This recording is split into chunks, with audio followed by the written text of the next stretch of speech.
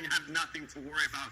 And that's the main thing for me. I feel like for X Factor, we had some promising weeks, especially in week 1, and then I just saw a big decline out of that team. I feel like their bonus points was just the biggest outlier. They couldn't get into the final zones, and whenever they did get into fights, it just the frags were there, but it just wasn't enough.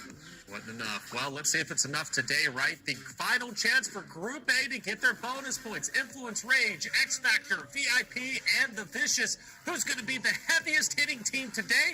It might be someone outside of Group A. Maybe Alpha 7, Team Liquid. Twisted Minds. Once again, let's find out. Let's head in to game number 1. 7 Enigma, take it away. Well, I can't wait to see which team is going to end up on top. And I don't mean on top in first place for the overall leaderboard, because I feel like it's pretty safe at the moment with the way Alpha 7 is playing Enigma, that team is going to stay at number 1. You and Jukes, you guys must share a brain or something, 7, because he was saying yesterday, yeah, they've locked it in. They're going to be the fall champions. And I didn't want to give Jukes the credit just yet. And I don't want to give you the credit either of saying, yeah, Alpha 7, they've got that much of a point lead, and that's mostly because how well Twisted Minds played yesterday, right? Just how many points they're able to really accumulate. And the scary thing, 7, we didn't really get to talk about it much when it came to that overall and stuff like that, but both those squads in first and second place with their point leads they already have over the rest of the teams below them, it's really going to be kind of that neck-and-neck race fight between them. But the crazy thing is that for bonus points, they're both playing on the same day at the very last station of the tournament. So both these teams, they're not going to know exactly how that leaderboard is going to shape out for either of them in that first to second place ranking until essentially after all games have played. Yeah, and I'm an absolute nerd when it comes to patterns in data. And this thing, I'm glad you mentioned that they're both tend to share that bonus points, because even in their bonus points off the 7, at least in week 1 and in week 2, they were able to outpoint them and able to just edge them out, which is interesting, right? But with the thing is that with the way that Twisted Minds has been playing, something that I kind of just mentioned, and that is, it's not just Federal, it's not just Giselle, right? Rattle Boys being able to put up good performances. The whole team overall is starting to put up great performances. I feel like that could be a bit of a push. I mean, I'm pretty sure you have been in this situation, Enigma, and I'm gonna start throwing you on the bus early on, baby. It's final week. We gotta do it.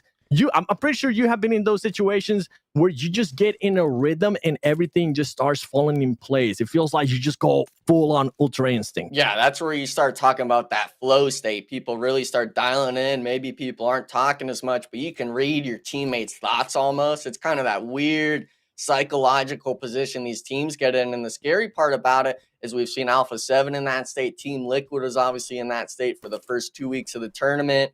A lot of these teams, they've had their moments of brilliance, but Alpha 7, man, we were pulling up the stats on the overall team eliminations. Yeah, Revo was near the top, but all 4 players were in that top 20 ranking of eliminations compared to every other team below them, where it's only having 2, maybe 3 players having those elimination rounds themselves.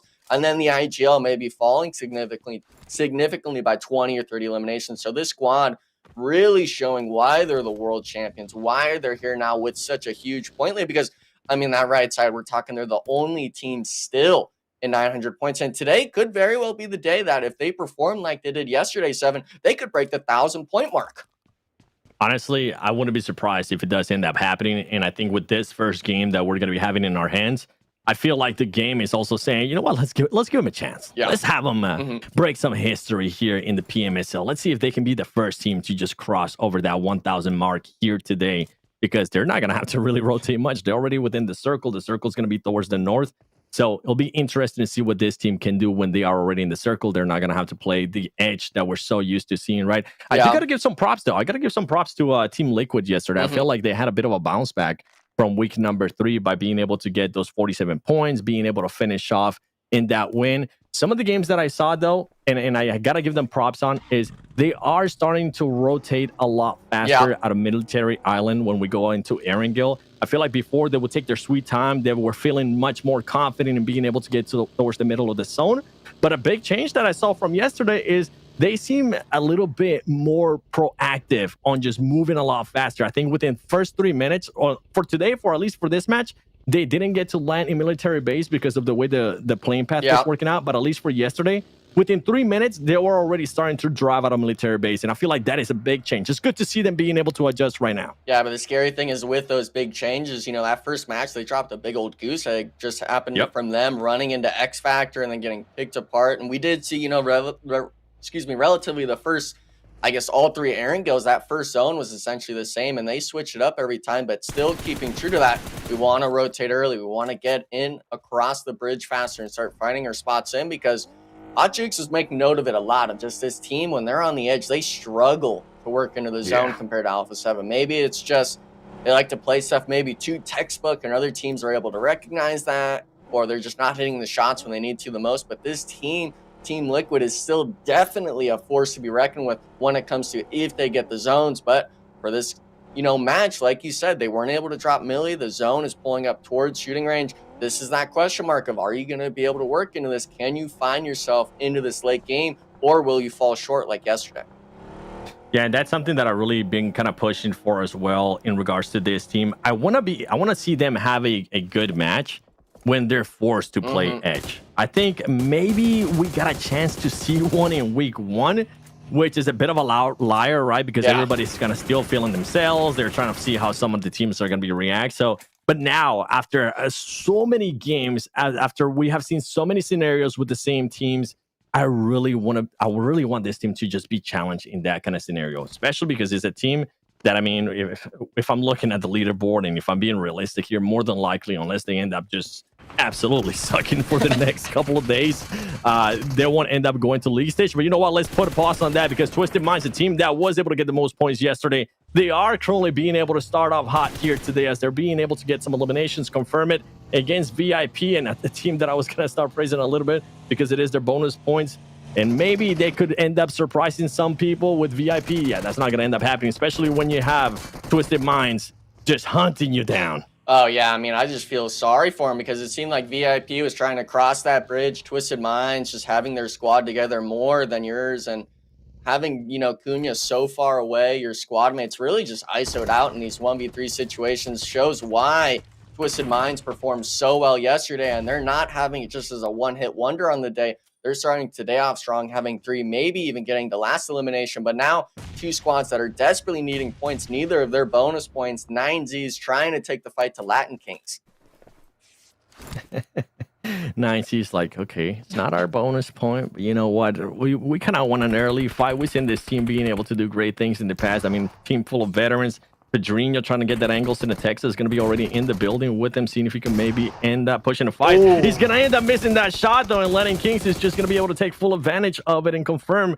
But they do currently have 2 players down. Latin Kings, 9Z actually needs to figure out what they want to do here. Do they want to end up pushing this, or do you just want to play it patient? What would you end up doing in this situation, Enigma? I mean, you had to cross with your team at one point, just playing back. Aragod not able to make that cross. Luckily, they do get the nade knock onto, I believe, one of the players that was already naded. No, actually, Latin Kings having 2 players knocked. I would have liked to see, though, 9Z just 4-man pushing this, or at least having Pedrinho, a 3rd player, up on the building. But now a lot of these teams, this game 7, they're not waiting for the action to start later on in the zones. They're taking the initiative early, and Team Liquid finding what seems to be an initial elimination on, I believe, Inco Gaming on this bridge side. And these teams are taking a zone shift. Just look how much control before that even next circle change, how much control Alpha 7 had, the split that they have, the confidence that they're currently playing with, and the way that they're able to regroup. It sounds like I'm kind of glazing for this team, but it's just they're just playing so good, man, in regards to just being able to hold spots, being able to do certain things. I'm hoping that they continue on this form just throughout this whole tournament and kind of go into this type of form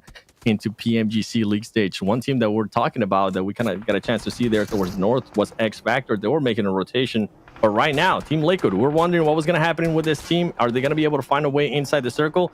They're currently a little bit far away. Luckily for them, they didn't end up losing anybody with that fight on Inco, and I might have spoken too soon because they might end up blowing up this vehicle. Yeah, I mean, it's still smoking. It's got a bit of HP left, but they were able to reach the dip just to the east. And Inco, I believe they were the squad that lost a player to Team Liquid pulling up. And that's kind of a bit of a question mark in my mind because I believe Inco Gaming drops at this school POI, so them not rotating across the bridge, playing this bridge camp, and then losing a player early on is definitely not the way you want these sort of camps to go on rotations. And Team Liquid, we expect them when it comes to some of these setups, they're able to react to it in a terrific way, I guess you could say. So them getting one elimination is great, and it actually looks like They're Team committed Liquid, to yeah, this. they're still waiting for Inco, seeing if they're going to maybe overextend here. I think one of them is actually to the south. So if Vitali's not careful, Team Liquid could potentially just full send onto him. Actually, it's going to be inactive, just really poking the bear here. I'm not sure if this is really the team you want to be messing with, Seven. Yeah, I mean, I don't know. I don't know about this play right here. I had Juancho talking smack earlier to X Factor. I wanted a replay of that. We got a chance to do it. Shout out to Goalie for clutching that up. But for me, I mean, something that Inco needs to worry about as well right now is just that it's 3 players there from Team Liquid. Oh, you should be able to spot. Oh no! I was gonna be saying easy knock right there. There you go. That's gonna be an easy knock. And this is what I'm talking about in regards to Team Liquid and some of the decision making, right? Yeah. When it comes to them not being inside the circle, like, why even try to set yourself up? You had Cardozen already in the circle. He was able to scout for you, and you guys decide to just wait it out right here. More than likely end up losing that player. Yes, he's gonna end up getting eliminated right there. Chief sent back to the lobby. And now you just put yourself in a situation that you shouldn't really be in. You would have been, you pretty much would have had a free gel out of card with the rotation that you would have done from this fight. But instead they decide to stick a little bit too long, and I feel like it's going to end up hurting them long at the end of the game. I don't even think if they're going to be able to make it there, Enigma. Yeah, I mean, they lost Chief. I think it was just the player that was knocked on that rock kind of just didn't even know where he was getting shot from. I think Nenabete just so far away, it was hard for him to kind of pinpoint where he was getting shot. But this scary part is where Mythic's at currently. The rest of his teammates already rotated, kind of left him hung out to dry, trying to maybe pick off inactive. And Franco Gaming, you know, it's nice seeing the elimination, but with the positioning they had and stuff like that, I really would have figured they'd have a lot better position, maybe in the spot of where the Vicious are at or Loops. But instead, they decided to wait so long and kind of force themselves onto the edge to now they have to start rotating into these circle shifts. And for the most part, these squads, we saw that zone shift still 7. Twisted Minds, Alpha 7, the 2 top dogs in the lobby, both have pretty nice spots in this circle.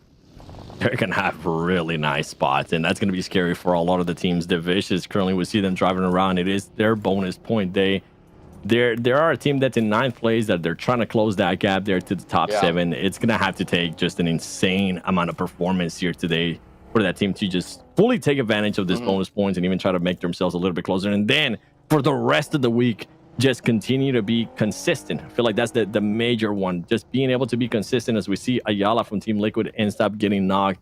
Their full inference rage. And this is the thing, man. This is the thing that I hope Team Liquid, you go back and you look at this fight, especially the earlier fight with Inco. Enigma, could have possibly been, since they did end up eliminating that Inco player, right? Yeah. They saw it was the Inco team, and they were like, you know what? Let's switch up our strat, because they already had Cardozen inside the circle. They were like, let's try to hold off this team. Let's see if maybe we can just edge some more eliminations, and then they end up backfiring. I mean, I think they should have just gone for that wipe on Inco. You know, that team's right at the bottom of the leaderboard. You're looking for those eliminations, at least matching the pace early on of whether it's Twisted Minds or Alpha 7 in those elimination brackets. But really just second guessing maybe the team having different ideas, like you said, having one player already in the circle. But 2 teams that are desperately needing points, at least AGG for the most part, having to make this bridge cross around this George play area. And I kind of feel sorry because Alpha 7 was camping this bridge at one point with Mafioso holding that spread, and then NRG comes in and holds you to it. And, you know, the zone is right next to him on the edge. But, man, AGG, I gave him a lot of hope, a lot of credit. And, unfortunately, this game is looking a little rough for him. So it's only game 1. You know what? Let's stay on that hope. Let's stay on that hope, because yesterday they were able to have some good matches. They even ended up with a win as well, which I thought was quite nice, even if it was in Sandhawk. And sometimes people tend to say, yeah, it's Sandhawk, don't pay attention to it. Still, the win's a win. VIP Esports ends up getting eliminated. And but this is going to be super tough for AGG to even get out of. And you were talking about Alpha 7 being able to kind of hold the circle earlier. Yeah, Alpha 7 decided to go straight towards the middle of the circle. They were like, Team Liquid is not going to take this center. We'll be the Team Liquid right now. We'll take the center. And that's the thing about Alpha 7, and the thing why Hot Jukes and myself are so hyped out on the way they're playing right now, because they're just so good at readjusting, man. They can play edge, they can play middle. It does not matter, as now we have Loops Esports following Team Liquid and looking to just disintegrate them. There goes one player. They're going to let the other one go by. Actually, he's going to hop out. Oh, there you go. Team Liquid being able to get 2 players. And at least that's going to be some elimination points there, which gets taken away by Furia. I mean, you really hate to see that. Nino just gets absolutely demolished on the 1v1 jump out in the vehicle, and then you don't realize that, hey, that's not the same team as the squad in the compound. That's a whole different duo. So Furia just kind of saying, yeah, thank you, Team Liquid, for those 2 elimination points. We're on the edge of zone. We don't have to worry about you in the lobby. And that's the 7th place team.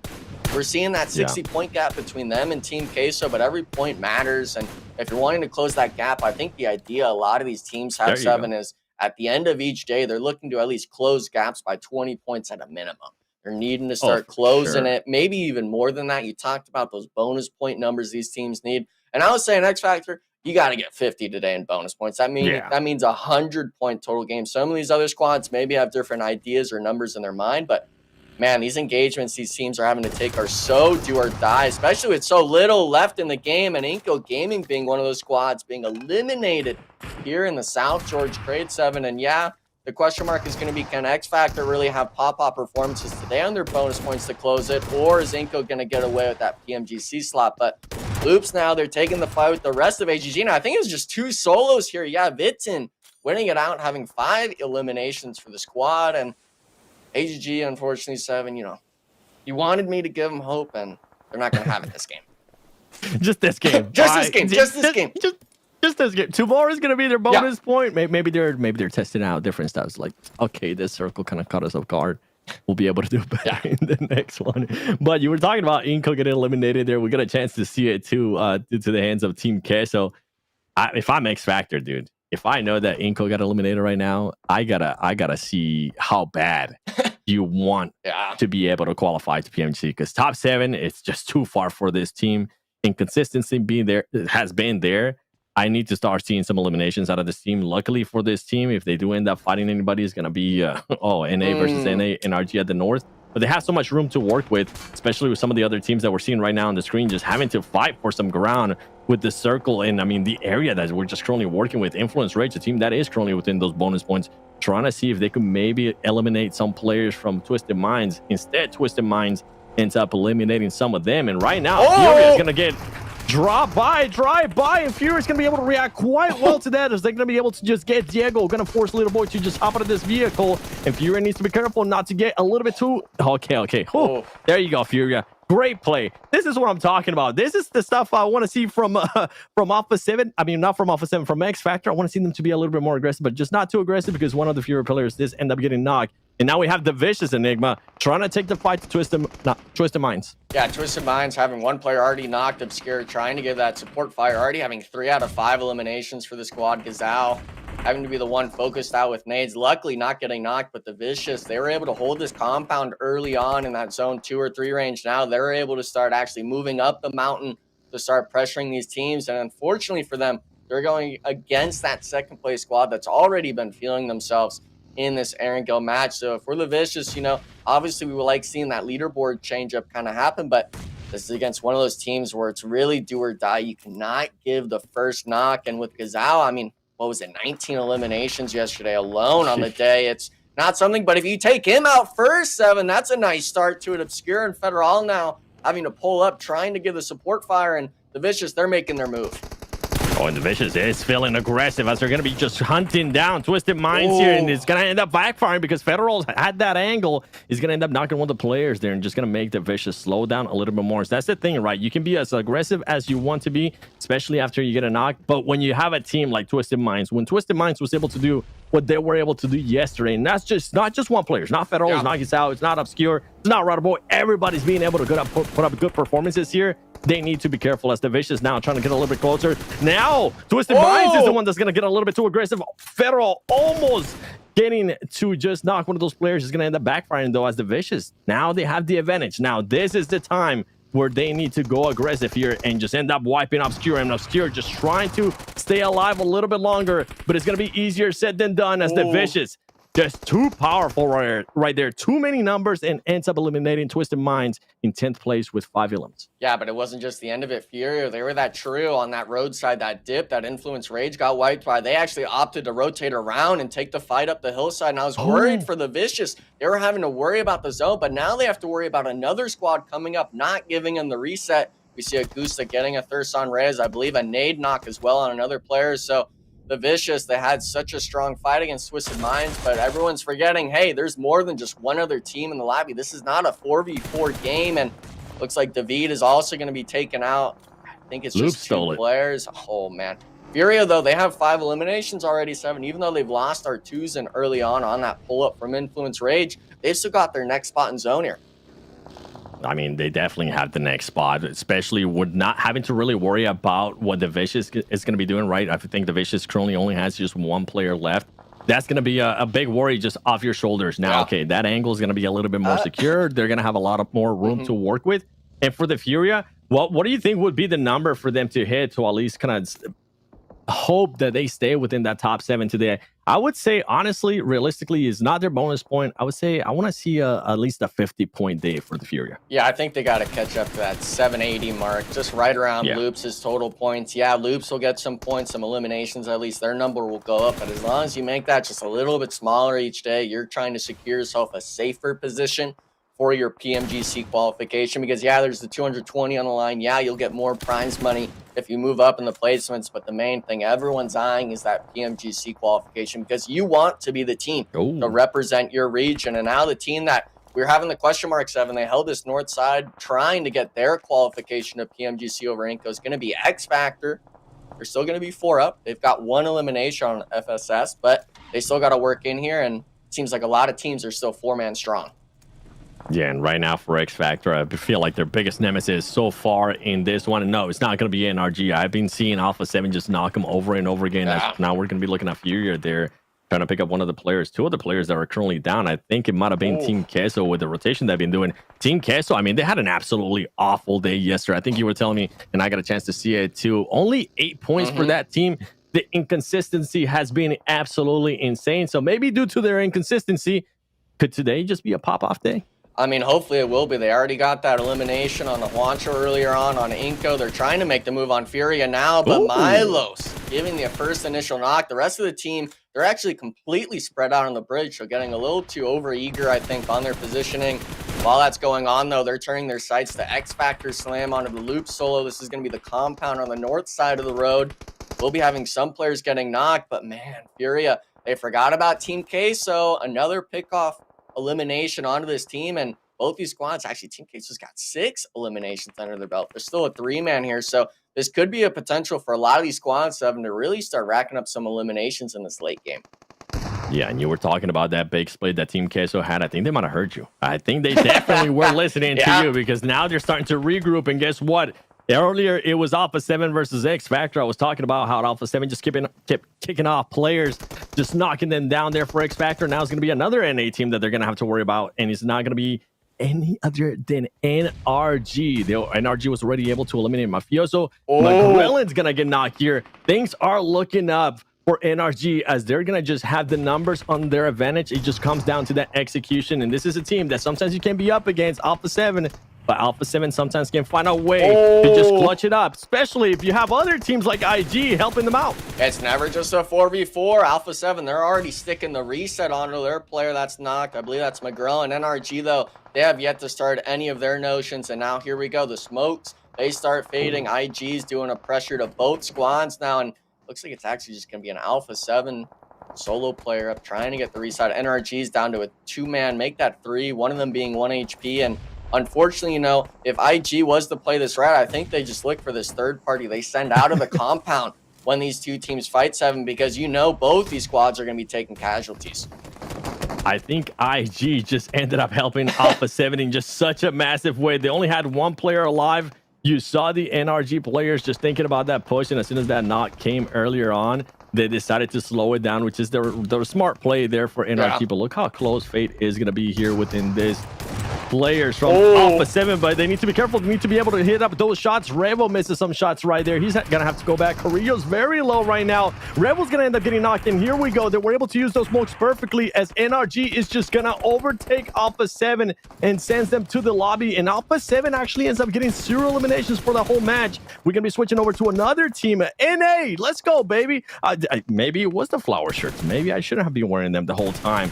As X Factor is now going to be looking over to some of the other teams like IG, like NRG, and they still have all 4 alive. Currently 1 is knocked, but it could be looking like a great game here for X Factor. Yeah, but the problem is with X Factor, as soon as they get one player knocked, it just seems to be that chain of events of multiple of them getting knocked and eliminated. We see Caprice holding that off angle, trying to make sure Cold Goat doesn't completely wrap around him. And we can't forget the fact that Team Case is a 3-man. If X Factor was to really force this fight, they should theoretically have the uphill advantage, to say the least. But it's all about that mental game. Do you remember that elimination feed saying, hey, this has to be Team Queso? Do we think they're eliminated? A bunch of different things are running through these players' minds. And unfortunately for X Factor, they haven't really been able to piece those thought processes together compared to those week 1 performances like we've seen in the last 2 weeks. So hopefully X Factor, I'm wanting to see them make this aggressive push. They want this hillside because if they're able to clear out Team Queso here, 7, I feel they have a strong spot to win this match.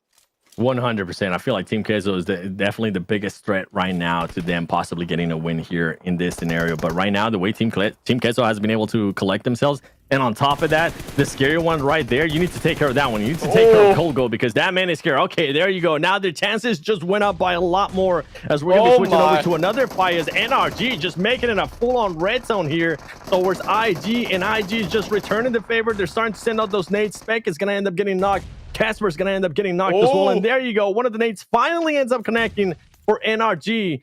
But, oh, man, what looks so promising there with so many nades flying for NRG is starting to turn around as they're making a push. Can 24K clutch this up? He's going to make sure that player, Hayuya, backs up. And this could be a toss-up here. At 24K, going to be able to sneak up on him.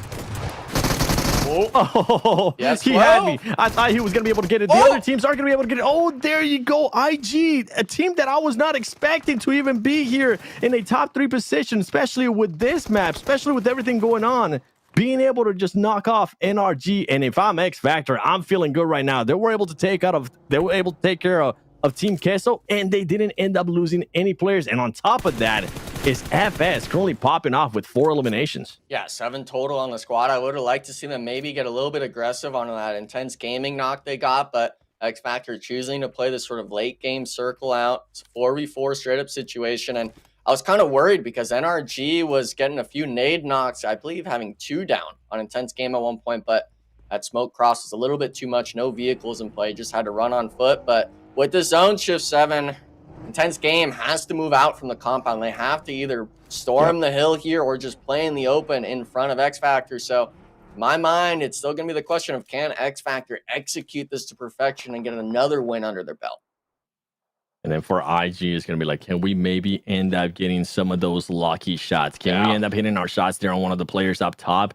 Ends up getting one of the knocks because guess what? They still have one of the vehicles, and they're going to probably end up using that vehicle to just bait him out a little bit more. He's going to be full sending it here. Okay, that great push there by Guapo as he's going to be right up onto X Factor. Can he use this opportunity? He's going to be going up against the P90, and that's going to be a tough one as Baton just knocks him out and confirms him right away. Now, what looked to be tough is looking even tougher as now is only going to be just Hayuya. X Factor right now at eliminations. They're looking to just take this win and make that gap on the PMGC points closer and closer to Inco Gaming. Baton is going to be pushing up here with the shotgun, and this should be an easy wrap-up. Just don't make sure you don't send it one by one as Hayuya's going to turn it around. He's going to be able to knock one. He's going to pre-fire another one. That's going to be at least 1 elimination to their tally.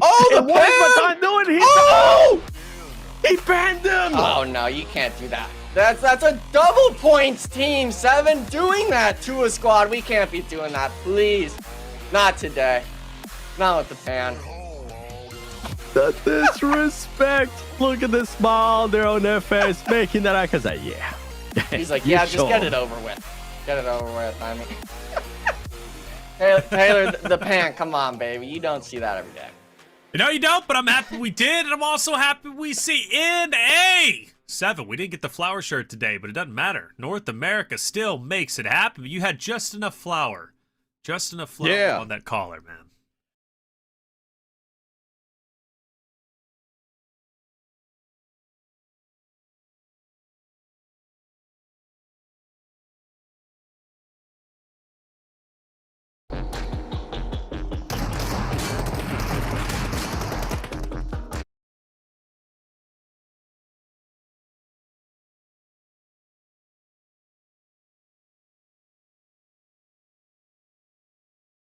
first place finishing squads seeing maybe 15, 16 eliminations. And X Factor, you know, especially after seeing that game 1 performance, they're definitely a squad where they could possibly get more than 10 eliminations if they're in that top 3 position. Again, the big key factor is going to be in their games today, 7. Obviously, they have that win today. They got those 10 placement points. If you're having maybe one of those more poor performances, you got to at least find maybe 1 or 2 placement points and then getting a few eliminations under your belt. Because if you're wanting to catch Inco, you cannot have any 0-point games today, maybe even 4-point games today. It's got to be something up there near that 6 to 8 range if it's not one of your strong days or one of your strong maps maybe. But obviously, you know, with X Factor, it's not going to be just today's performance. Afterwards, if they were to finish strong this bonus points day, they still got to beat it out against Inco. Yeah, I'm with you on that. I think minimum 7th place and minimum in regards to eliminations, give me a solid 5. Yeah. All right. I'm not asking for much, X Factor. You guys can definitely do that. I've seen you do that, and you've been able to exit way before 7th place. I remember when we were casting, I forgot which week it was. It might have been week 2. Yeah. We were casting together, and I just kept saying this, yo, please hear me out. And I think I even said this about NRG too. Just secure me a top 5 and all your players are alive. And then they would do that, and then they would just start performing so well because these players are able to frag out. I have to say it again, man. The way that X Factor was able to play the edge and the way that they were able to rotate in the last aerial, I'm hoping they realize that, and I'm hoping they're willing to take a little bit of risk in regards to some of those rotations too, and not focus so much towards the middle, because playing that edge worked out wonders for them. And on top of that, they took care of Team Kessel at the end. Yeah, but the big difference I got to make note of is if we're looking at X Factor compared to Inco, because that's going to be the whole idea with these PMGC points and stuff like that. Inco Gaming, they take so long to make the rotations. They wait so long to just even get in from the blue zone in that zone 4, even 5 range. Like we see, if we compare them to X Factor, yeah, they play the edge, but they're still giving themselves room to work with trying to get into the zone. While this squad, you know, Inco Gaming, I think it's just more they don't really have a game plan when it comes to coming into some of these circle shifts. Alpha 7, of course, is one of those edge teams. Maybe they're afraid of fighting a lot of these squads, but luckily for X Factor, they're not afraid to take gunfights with anyone. That's why in the first week, X Factor is able to push out, you know, Alpha 7 out of that Severny, or I believe it's Lipovka drop on that east side by Shelter. So it's just this squad. There's really just a night and day difference we're seeing between X Factor and Inco already. It's just a matter of if X Factor can finish off strong in this tournament to try to steal away that PMGC slot. Yeah, I think that's the main one, man.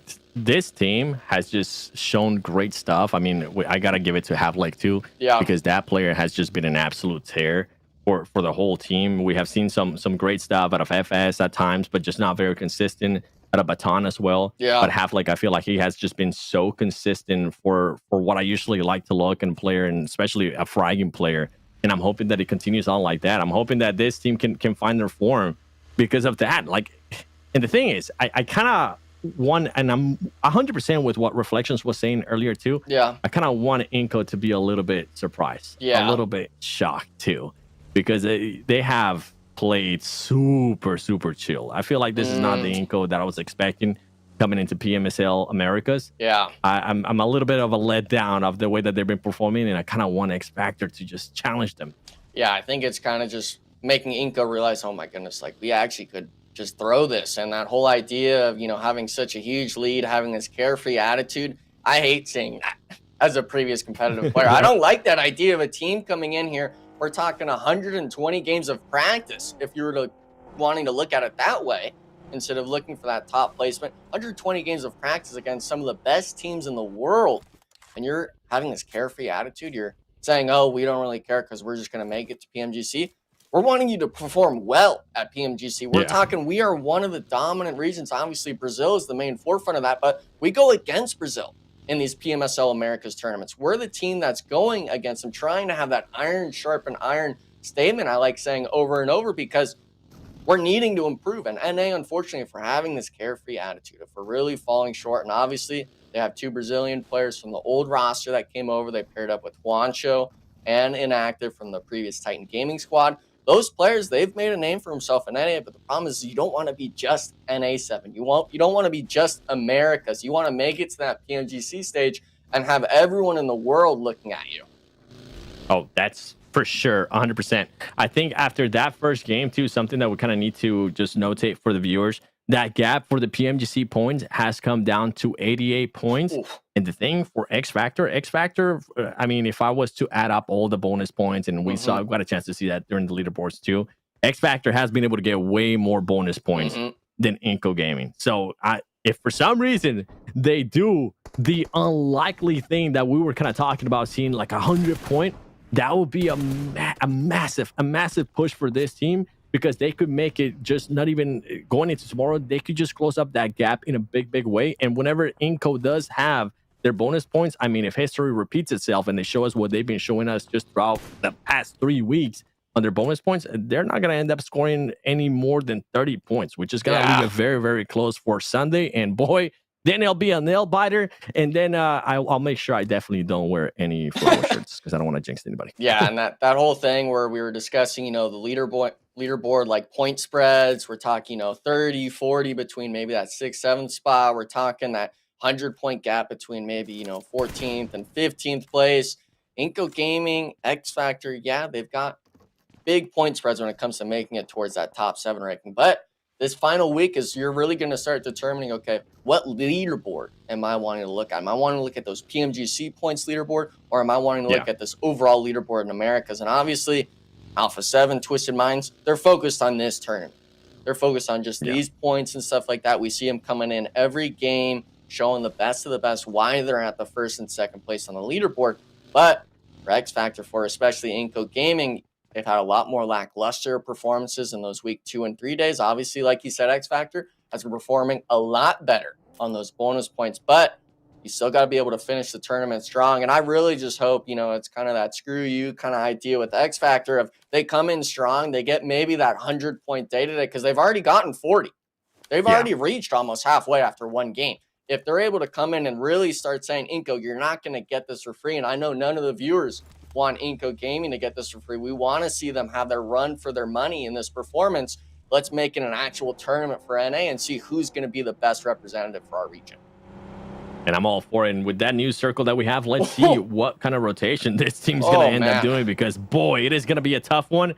And some of the players, I think they're committed to it. I think they're going to try to just find their will and finesse themselves into that circle. And I was hoping, and I know sometimes you don't really get a chance to see this, and I know it would be that tough one.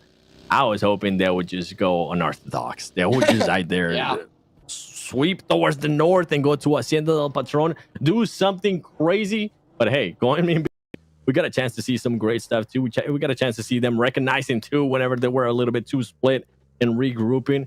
Cold Goat has just been such a standout for me in this tournament, and I'm hoping he continues on. And I mean, it will be a team that continues on with their current PMGC points, at least for LATAM. They are miles ahead. So I think that's a team that's definitely going to be making it to PMGC league stage. As you can see, Twisted Minds. That's a team that's trying to secure that spot. That's a team that's trying to challenge Alpha 7, and they're going to be challenging Team Pmsl, and they are going to be able to at least get one knock. They're going to be trading right there, as now there is still going to be one more player. It's going to be none other than Obscure. Obscure is going to get knocked, but that's going to give him a chance for Twisted Minds to try to push up this fight. There's only just 2 players left alive for that team. Yeah, but it's not just them. Alpha 7 starting to rain down from the mountain. And the scary thing for Team Pmsl was they went 1-for-1 on trades against Twisted Minds. All of those fights were 2v1s on that ridgeline, but still losing a player in the engagement. So Twisted Minds, I'd like to see this sort of aggression come out from the squad. Now maybe realizing, hey, we're not able to make this cross to the warehouse because of Alpha 7. And this is the problem. You take this early engagement, you were questioning sending it to the center of zone on that circle shift. And this is the reason why you start seeing teams like Alpha 7 saying, hey, we're already set up here. What do you guys think you're doing fighting so early? And that's why Alpha 7, they've already picked up 1 elimination, not even a knock of their own on the Team Pmsl. If we know Alpha 7, they're going to be looking to be a little bit more aggressive, getting involved into more fights. Even if they do have that high ground, they're going to be looking to just annoy some of the other teams, because 0 eliminations for that team is so unlikely, even if they were able to secure that 5th place in that last Erangel. They're just looking to be like, okay, hey, we're 1st place for a reason, people. All right. You're about to see why we're currently in 1st place. And for Twisted Minds and Team Pmsl, not what you want to see. For Team Pmsl, though, at least they were able to pick up that extra player that was knocked. That means that they're currently going to have 3. And for Twisted Minds, with those 2 right there, this is just going to be an absolute standout for quite a minute. As you can see, Alpha 7, you were mentioning earlier, Enigma, they're looking to get those angles. Let's see what this next circle is going to be doing, as X Factor was able to find a way in And I swear, if we get X Factor versus NA versus NRG again, NA versus NA, Oh, which we might. I mean, well, they're actually going to be able to both have spots, I think, they'll kind of be able to hold hands next to each other. But this idea with this Twisted Minds and Team Queso compound, I could picture maybe even Latin Kings kind of pulling up, making a third-party potential happen. But look at the crazy control again. Back-to-back Game 7, Alpha 7 holding a huge split. Obviously, I know you're not a fan of Mafioso being that off-angle player. He's typically the one that gets caught out in some of these situations. Oh, I like it. No. Don't get me wrong. You like I it? love it. I love it. Man. I just don't love how he overextends sometimes. Oh, I feel like it's the confidence and just it depends on where the state of his mind is, because I've actually gotten a chance to hang out with that player and I know what goes through his brain at times. And I feel like he just tries to do a bit too much at times.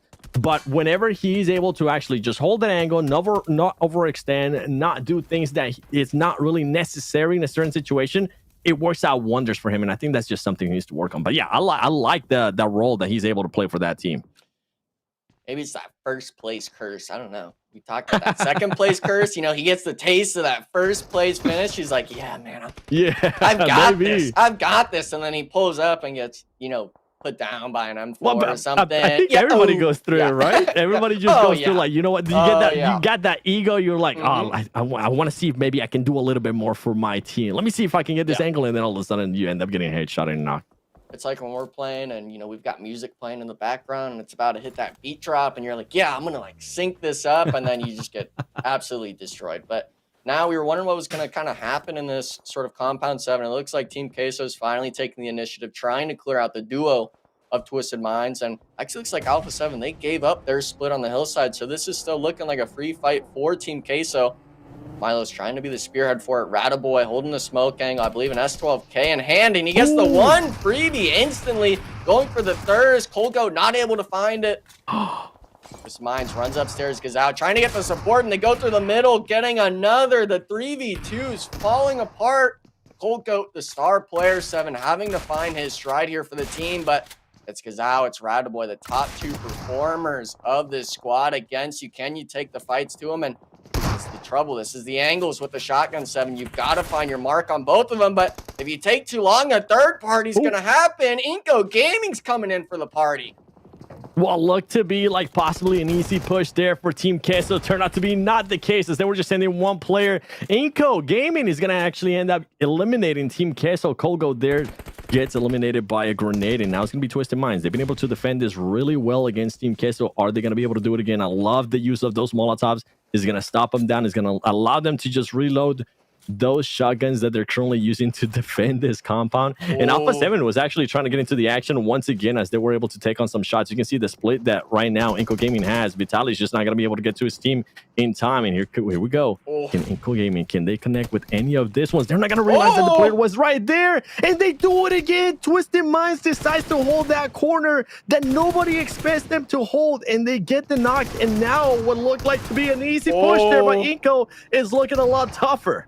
Rataboy pulling the rat plays back to back. IRL, by the way, he's got to be 6'7". This dude's an absolute unit. But in game, he loves playing these sneaky angles. He likes playing behind the haystacks or the rooms in Miramar. So Inco Gaming losing a player off, and you're wondering if it was going to be Alpha 7 maybe looking for shots. It's actually going to be Latin Kings moving forward. But man, this is a 2-man army right now. Unfortunately, though, Inco does find one on Gazao, making it a 1v2 in the pre-fire.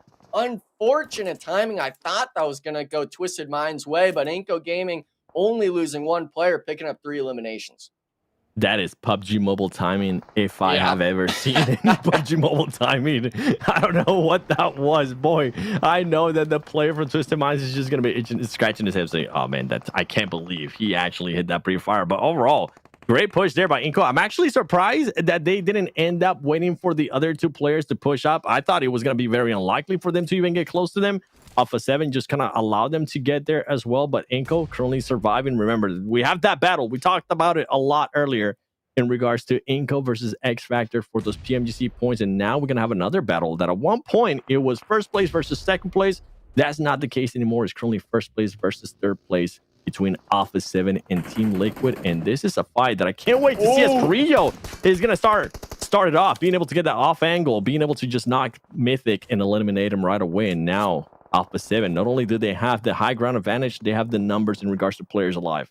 Yeah, they understand as well on the thirst that, hey, this is Team Liquid next to us. They're actually one of those squads we can see on the battle tracker on the right. They're only 2 points ahead of Influence Rage. So this could be the match that they start switching up the points, but we're going to have to turn our sights back to the south side. 7 AGG falling to the likes of the Vicious, one of our bonus point squads. And yeah, they only have one elimination of their name, but their team's a little bit spread out. Taking the 1-7, but he's been the star player in the squad, having to find the 1v4, and he's got 2 of them. Bruno's in, having to watch his teammates get thirsted. This is not the play you're wanting. This is not how you want to be sitting on the mountain. You have to be with the squad here, 7, and AGG abusing that fact. Yeah, I'm actually surprised that the Vicious decided to send those players so much closer to AGG, considering that they had this great off angle with Burdozin. But who knows, man? For AGG, that's a great way for them to be able to just kind of defend them. They stopped the Vicious. And this is a good one, too. You were mentioning, I mean, this is teams that currently in 8th place and 9th place. They're trying to catch up each other with the Vicious. And it ends up backfiring. Let's see if this nade could possibly end up hitting. No, it's going to fall a little bit short. And Regis just trying to crawl up to his teammates. Sorry, Regis. That ain't going to happen. It's just, you're done. Too much of a You're climb. Done. Yeah, you're gone. Yeah, you're done. The zone ain't even going to take you out. It's just going to be you bleeding out. But the crazy thing is that's going to be a 6-point difference, I think, between those two squads. Caster map coming into play, but the big key takeaway is going to be the zone shift. Man, 7, imagine if Twisted Minds or Team Queso were able to hold this compound. They would have been dead center like where Inko currently sits at. And you're wondering that NA on NA violence, we might see another top 3 with 3 NA teams. Just a matter of if they're able to make it into the final circle, because now we're seeing at 9Z, this is going to be on the north side, taking the initiative to influence Rage of all, and they're gone, 7. They're done. Influence Rage gets eliminated. It kind of allows Team Liquid to possibly end up passing them on the leaderboards. They did end up passing them as well. Look at that. They were currently in the 4th, and now Team Liquid is just pinned. Team Liquid is pinned between Furia. On top of that, you got Alpha 7. Remember earlier, Alpha 7 Carrillo was able to eliminate Mythic. But going back to what you were saying in regards to Inko, I think this is why Inko decided to just fully make that push. And why some of the other teams that we saw fighting earlier too, right? Twisted Minds, Team Queso, why they were just so adamant on trying to control that compound, because of the implications. If they do end up getting circled, man, they're sitting so pretty right now. They don't have to worry about anything. And Alpha 7 trying to be a little bit more aggressive here. They want to see if they could possibly end up getting a knock on Team Liquid, and Rebel ends up sending the perfect grenade, and he does end up getting the knock. And I feel like that is just going to be a warning shot, because for them, they don't want to push right now where Team Liquid is. Yeah, the troubling part is I would have loved to have seen Alpha 7 push onto that, but it looks like Loops was just hitting a little bit of a drive-by on him, actually losing a player early on. But Team Liquid, they haven't been able to get their other player up, and it actually looks like Chief getting knocked as well. So just going to be Ayala up, and if I'm Alpha 7, this has got to be the moment. You move forward. You try to clear out both of these teams, even if you don't get all the eliminations, because they've been taking the shots. They're the ones getting the eliminations on these squads. They should understand completely how weak both those squads are. And actually looks like Loops got wiped out early, but this north side, it's not stopping just yet. 7 NRG starting to wrap around. Furia drives in forward. Both these squads having elims under their belt, but they got to worry about their sides. It's never just one team, and they're having to deal with all the thick of it. Yeah, and that's the main reason why I thought Alpha 7 wasn't going to end up pushing, because just look how easy the nades are just going to start raining on this team. Alpha 7 didn't want to put themselves in this kind of position. More nades are going to be coming over to Team Liquid, and there you go. Furia ends up eliminating that team, and Furia right now, a team that's trying to secure that top 7 even more. 6 eliminations, trying to take fights with anybody. Team Liquid, we took care of them. NRG, you want some? Bring it. Yeah, the crazy thing too is Kayaki, he was able to essentially hold off all of the NRG players, just holding that off angle on the north. Yeah, Augustus, he was knocked from the Team Liquid nades, but he picks up 3 to his name, having 4 total. 4 out of 6 for the squad. So Furia right now making all the right moves, and the question mark now is going to be NRG. Can you match the pace Furia's on? Can you match their aggressiveness, their team play, that synergy they're putting out? Or are you going to maybe split up too much? Are we going to be looking at maybe too many different teams? The zone's closing. We have our spot in zone, but we know just how dire it is when someone gets knocked. And all I know is if I'm one of these players, I absolutely hate the terrain here, especially if you're trying to push up, because you don't know what's going to be on the other side of one of those little ridges, of one of those little mountains of just sand in Miramar. And Fury is just having to find that out the hard way. They're having to back off a little bit more here. They're starting to take a fight with NRG, and it's going to be getting closer and closer as we do see NRG closing the gap within this team. Furious getting ready, though. They do have all the players up, but they need to be careful because Alpha 7 is trying to get those angles on them, and Alpha 7 more than likely will be looking to pound on this fight as Carrillo ends up getting knocked. Furious going to keep on getting knocked there behind them. Alpha 7 just making that push, and if I'm NRG, I'm having to be careful a little bit more as Kayovsky ends up getting run over, and now NRG has the help of Alpha 7. But if I'm not mistaken, they're currently, they still have all 4 players. All right, this is going to be an interesting one. On top of that, you still have X Factor alive. Yeah, I mean, it's just a matter of which team chooses to move forward and take the fight with NRG. It looks like X Factor is finally starting to turn their sights toward him, but it's just kind of a sorry situation for Fury. They had to peek over the ridge to fight against Spec and 24K, who were so close to him, but as soon as you peek over, Alpha 7 just raining down the shots on you, not allowing you to get away with it. And that's one of those situations, 7, where I feel you have to make the decision of you either choose the full send the fight with vehicles, or you maybe just go center into the zone, because if you're in the sandwich like that, we saw the Blender team Liquid is in, and then Fury was that next squad. It's really that do or die spot of these decision makings. And now it looks like NRG, they're making the initiative to X Factor. They're all grouped up. Can they find the knocks, though? Can they find the wipe here for those extra few points? Oof. Remember earlier, I told you Alpha 7 is going to be looking to get some eliminations after getting that big old donut earlier. They're going to be looking to annoy some teams. Well, boy, they're doing that, and they're doing that perfect. Complete 10 out of 10 right now. They have 6 eliminations, and with the spot that they're currently sitting at, they're just looking to annoy even more fights and see if they can possibly end up stealing some of those eliminations. X Factor, they're going to end up losing 1 player's baton, ends up getting eliminated. NRG's now going to start pushing up closer, and more players from X Factor having to lay down there, because not only is it the pressure from NRG, on top of that, you have Alpha 7 just trying to find cheeky angles on you. Fate driving around.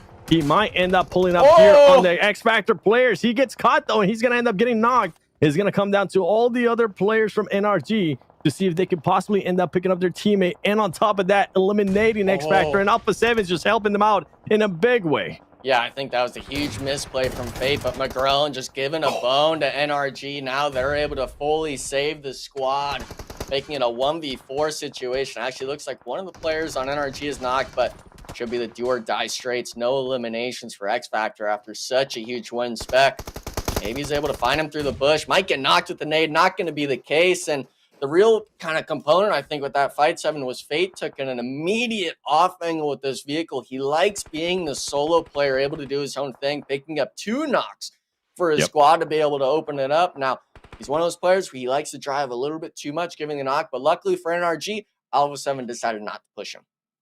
And on top of that, NRG currently gets to keep all their 4 players alive. I love this circle. Look just how much terrain Alpha 7 is taking control of. They're not going to have to worry that much about the circle. Inko, they're still going to be chilling. You know what Inko's saying? X Factor? Oh, you eliminated them?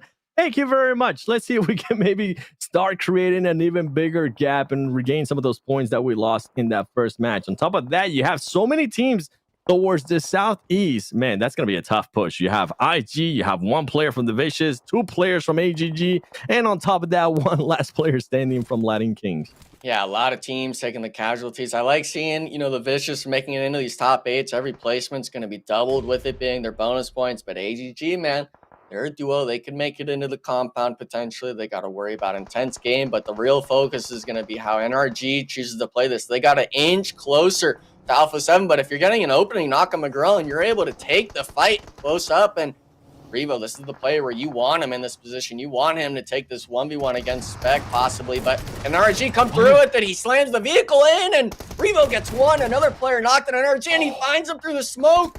What was a 3v1 situation turns to 1v1, and NRG's just wiped 7. They're off the map. Oh my goodness. NRG had the right idea there. The execution was almost on point too, but Alpha 7 is going to be able to eliminate that team. Now they have up to 10 eliminations, and on top of that, they're going to have all their 4 players alive. Wow. Meanwhile, you have Poppy Sour throwing up some nades, and the Vicious just being able to catch them and send them back to the lobby. There you go. Those Stranglers being able to get taken care of. It's going to be AGG taking care of that last player from the Latin Kings.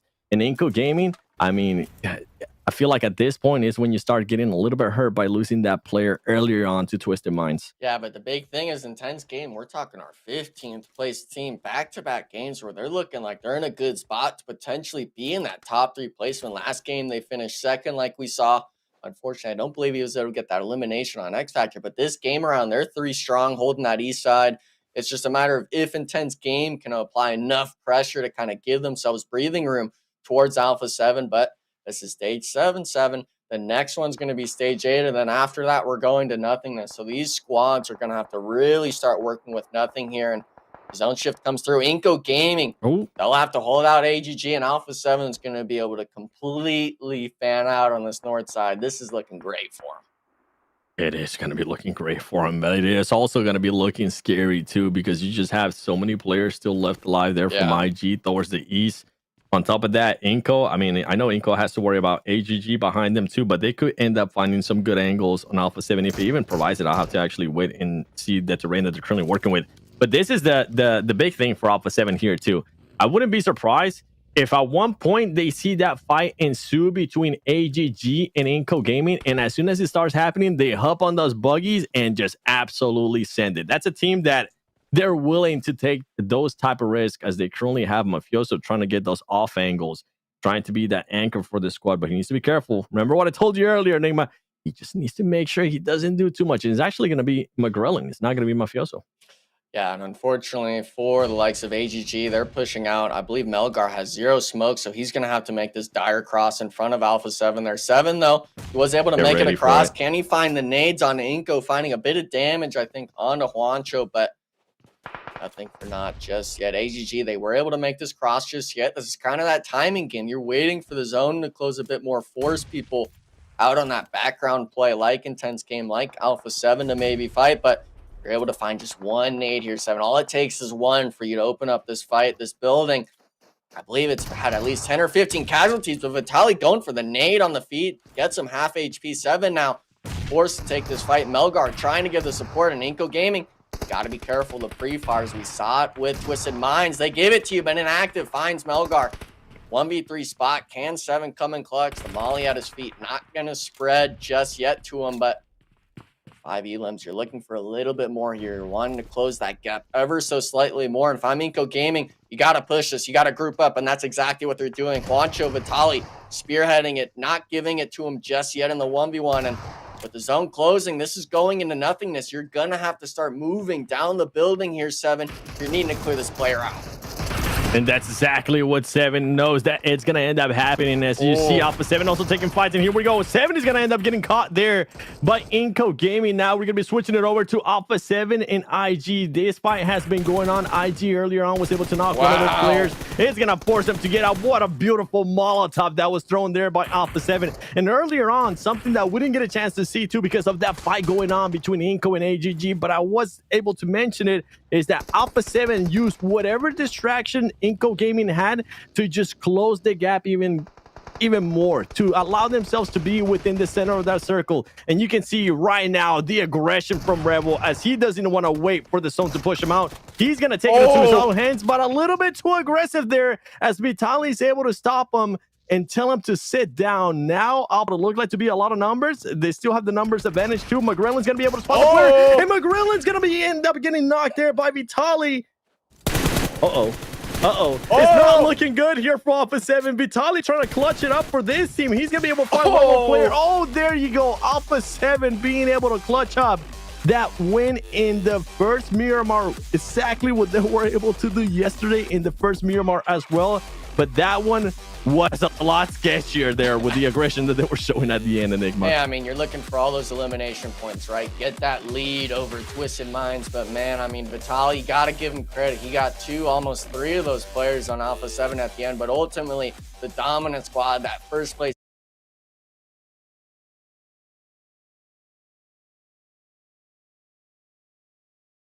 points, you cannot wait. Yeah. Especially if you want to be trying to push for that second place with the gap that currently Twisted Minds is creating to you, and then Team Liquid at the back and forth that we've been seeing at Team Liquid.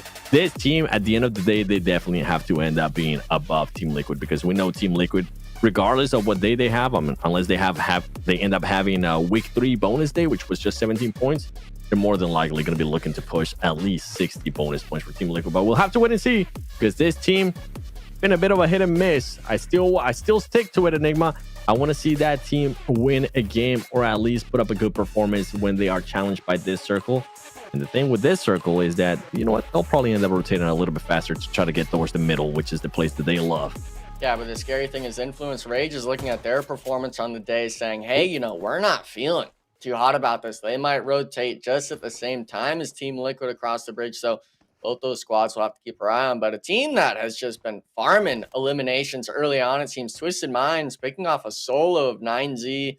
Looks like maybe contesting a vehicle off drop, not being able to get to it in time. And this is kind of that dynamic with these early drops. It's who's able to really land better, land closer to the door, get the vehicles, maybe even get the weapons that are on the ground. And Twisted Minds, it just seems like they're always outplaying these squads in the lobby next to them. They are. Twisted Minds already being able to get 1 elimination point. I mean, Twisted Minds is that team that's currently in second place. They want to be able to close that gap. You mentioned it earlier at the start of the day, too. The thing for that team is that they had the bonus points the same day as Alpha 7. And as I was mentioning, Alpha 7 usually ends up outpointing them during those bonus points. So we'll have to wait and see what's going to happen with that. Honestly, I'm just happy that we're getting this quality of games here in the Pmsl America's Fall Split. It's not just first place, second place. I feel like there is a lot more teams here showing up and putting up those good performances. And for Twisted Minds, I mean, the way that they've been able to do it with Gizao, with on top of that Federal, we went through the struggles with that team when they were switching players back and forth. They weren't quite sure which roster they were going to end up playing with. Federal came in from alone, and they kept switching him out. And then they decided, you know what, let's let that boy cook. Let's see what he can do. And boy, has he been cooking. Yeah, thankfully it's been getting better and better, it seems, after each week. And that's why we're not going to discredit them just yet in terms of, Alpha 7's been outperforming them in the last 3 weeks of bonus point days. But this team, they've been able to match them. Yesterday is a big key takeaway of that squad. They were able to match the pace of Alpha 7. Today, they've been able to get a lot of eliminations under their belt. Obviously, Alpha 7 got that win in the last match, but it's still one of those things of, there's a lot of PUBG Mobile left to play. Unfortunately, not as many games as maybe other teams would have liked, but this point lead that Alpha 7 has, we can see it on the right, just sitting around that 90-point mark. It's definitely something that's doable still. It's just if you're able to have a better performance than that team above you over these next few days. I will say, man, coming into this week, I had a little bit of a PTSD with Alpha 7. I was like, okay, really? I've seen them be first place. Yeah, dude.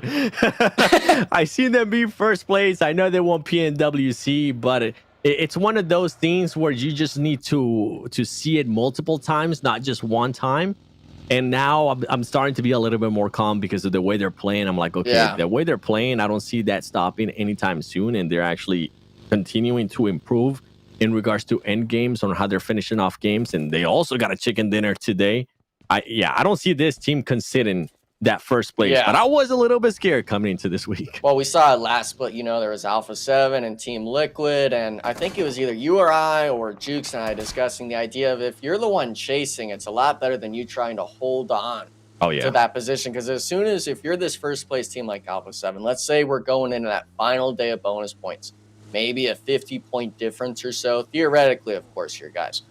If you're going on that 50 points game and Twisted Minds finishes the game first on the first match of the day and they close that gap by 30, you're shaking in your boots. You're wondering, oh my goodness, like this team's already on it. We got to match it. Maybe you start changing the way you play, which is not something we ever like to see coming into bonus points days. We've been so hypercritical of these squads, and that'll be the real test for these teams of, yeah, this is week 4. We're talking top 2s, potentially going to be a runaway potentially between these 2 squads. But it's both of you on the same bonus points that you got to worry about double points, every single elimination, placement point. That's ×2. Can you match the pace of them, or will you let it slip through your fingertips? And yeah, obviously Alpha 7's the second curse over and over and over again before the World Cup, like you were mentioning. But now, since they've got that taste of it, I'm hoping that they don't let it go that easily, 7. Yeah, and I don't think that's going to be the case. And you were talking about teams switching up their playing style or maybe doing things a little bit different depending on which week it was. And we always tend to find ourselves in this situation on the final week. And that is a team that has nothing, not even close to a top 5 situation or a top 7 situation, starting to put up good performances. And I gotta give him some props in a way. Okay. Intense game. The past 2 games, man, where has this been? A team that has been able to secure so far today 2 top 3 finishes, backing it up with Ilums. You are currently in 15th place, man. I think this is when some of those players starts kind of scratching their heads, be like, man, what if we would have been able to do this in the past? And I'm really hoping that for at least Intense game, if they do end up staying together, whatever happens with that team, they learn from this lesson, because they have shown what they are here at Pmsl Americas. We know they can put up performances, but whatever they were doing there in the first 3 weeks, nothing was working out. But so far today, it's looking good for them. Yeah, and I mean, Pmsl NA qualifiers, they're one of those teams that qualified through that bracket. They performed extremely well as a squad, but, you know, when you get to the big stage, when you get on that stage with everyone else, the cameras in your face, the lights, you see that leaderboard up there right above you that the talent's talking about, and you're saying, man, you know, this team's really running away with the Intense game. Hopefully, you know, this is a learning experience for them, of course. This is most of those players' first LAN event, so, you know, it's not like we were going to discredit this team too much, but we all had the idea, you know, there's a possibility that they could really struggle against these more vested players, and it seems like that's the case so far in this tournament. So I'm hopeful that, you know, with the start of these 2 games today, like you were mentioning, they were able to at least find their stride in the last coming week, and hopefully maybe, you know, come back next year. They look for that sort of NA qualifier again, and they come back to the stage to really prove that, hey, we're used to this environment now. We've got the gun skill. We got the team synergy built up more, but team synergy, 7, it's really only going to get you so far in some of these zones, because if the zone's going all the way up, like what do you even do now? Hop on that vehicle like Team Liquid just did and fully send it. You know, hope that nobody ends up popping one of those tires in that buggy that the player from Team Liquid, that Chief, is currently on, because if it does, that vehicle is going to spin, and then you're just a sitting duck there looking at the other people saying, okay, so how do I not get knocked in this situation? But with Intense game, yeah, I'm so glad we're at least giving them their flowers here at the moment with the performances that they've been able to put up, because everybody's here for a reason. This players, obviously, they in a perfect world, everybody would be able to perform really, really well, but that's just not the case. But for this team to be able to perform well today, it's good to see that. They've been having fun. I've been watching some of their live streams on TikTok as well from the players. They look like they're having fun, and that's what it all comes down to, right? Having fun, playing PUBG Mobile esports, and on top of that, trying to move up on that leaderboard so you can get paid more. And for IG, I mean, they're far away from that 14th place, but boy, you know what? Try to go up a little more. See if you can get more of that prize pool. Now, with the circle that we were just working with here, I was looking at, they were so far to the left that I just realized where they were. NRG and X Factor are just so far to the west that it's going to be a tough rotation whenever they do end up trying to breach into this circle.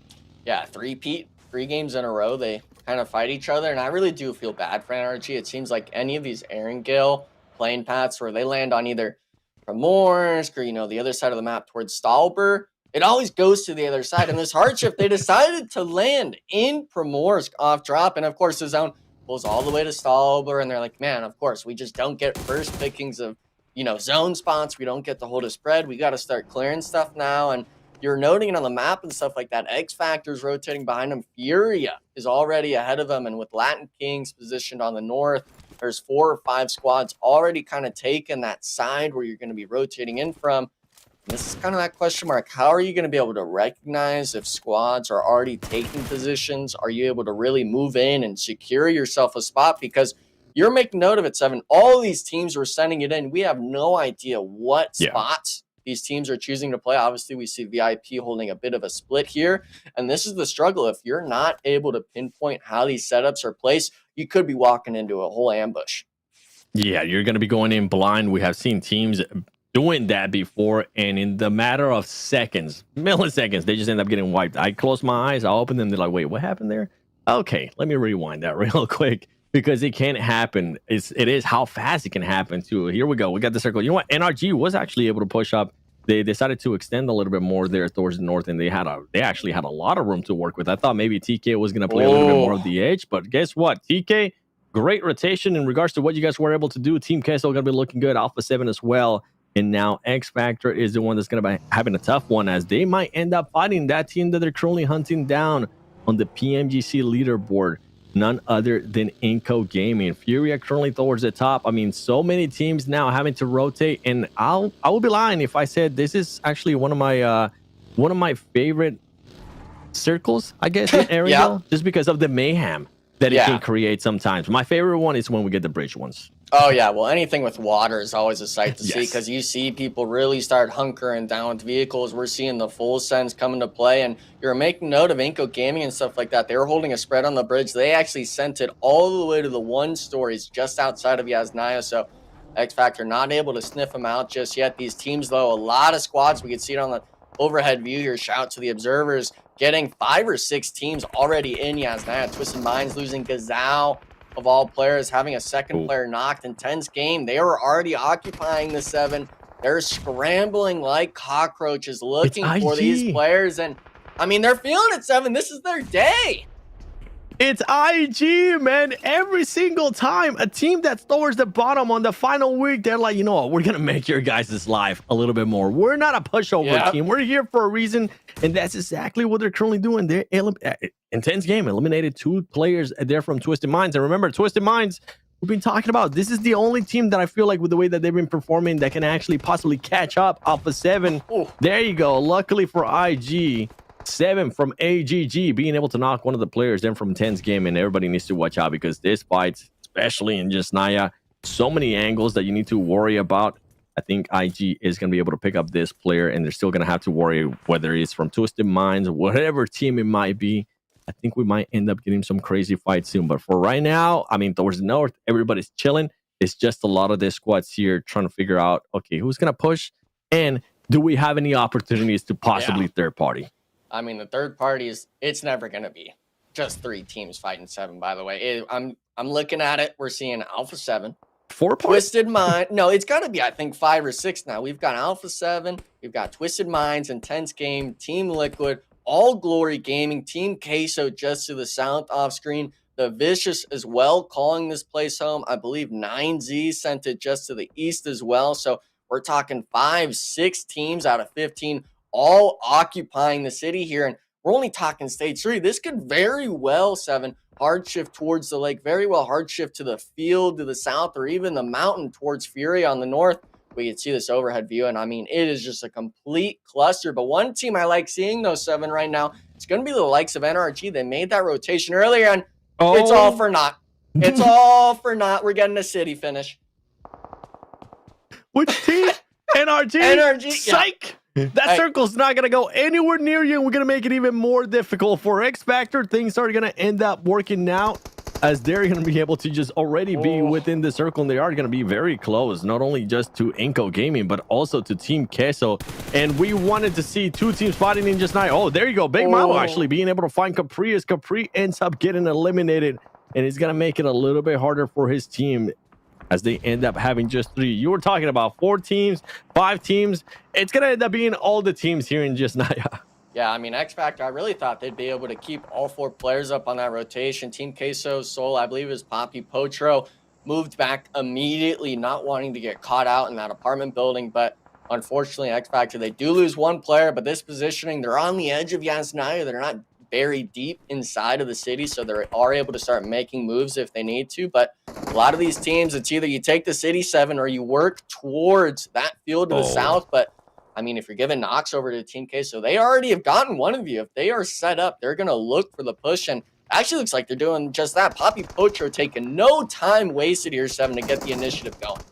That is exactly what they're going to be doing as Team Queso now, trying to find those angles here. FS is going to be able to find those shots, and he's going to be looking to eliminate that player as Team Queso, trying to find different angles. You can see, I think that, yeah, that is Cold Goat currently in a completely different building, seeing if he could possibly end up knocking anybody. And now, did I see that right? Yep. Is that Inco Gaming in a way helping out X Factor? They ended up knocking one of the players there, Papi Potro, from that fight. And Team Queso, they were looking to be aggressive. This is the problem, though. When you try to be aggressive in this situation, you got to make sure you know exactly where everybody else is at, because of the buildings, because of how easy it is to get knocked. Alpha 7, look at that. Alpha 7 finding some angles too on Team Queso. And right now, Colgo's just trying to shoot at anything and hope that he can help out his teammates, as X Factor is going to be looking to eliminate Big Milo, the last player standing on list in this building for Team Queso. Yeah, this is just everything going wrong for Team Queso. They already had 3 eliminations to their name, but they go to push this, and Furia immediately wraps behind them, taking the building. Cold Goat's not able to cross. And then, like you said, we have the likes of Inco Gaming and Alpha 7 looking for the push. But if Milo comes in, I think he got 2. What the heck just happened? X Factor getting wiped out. The window angles.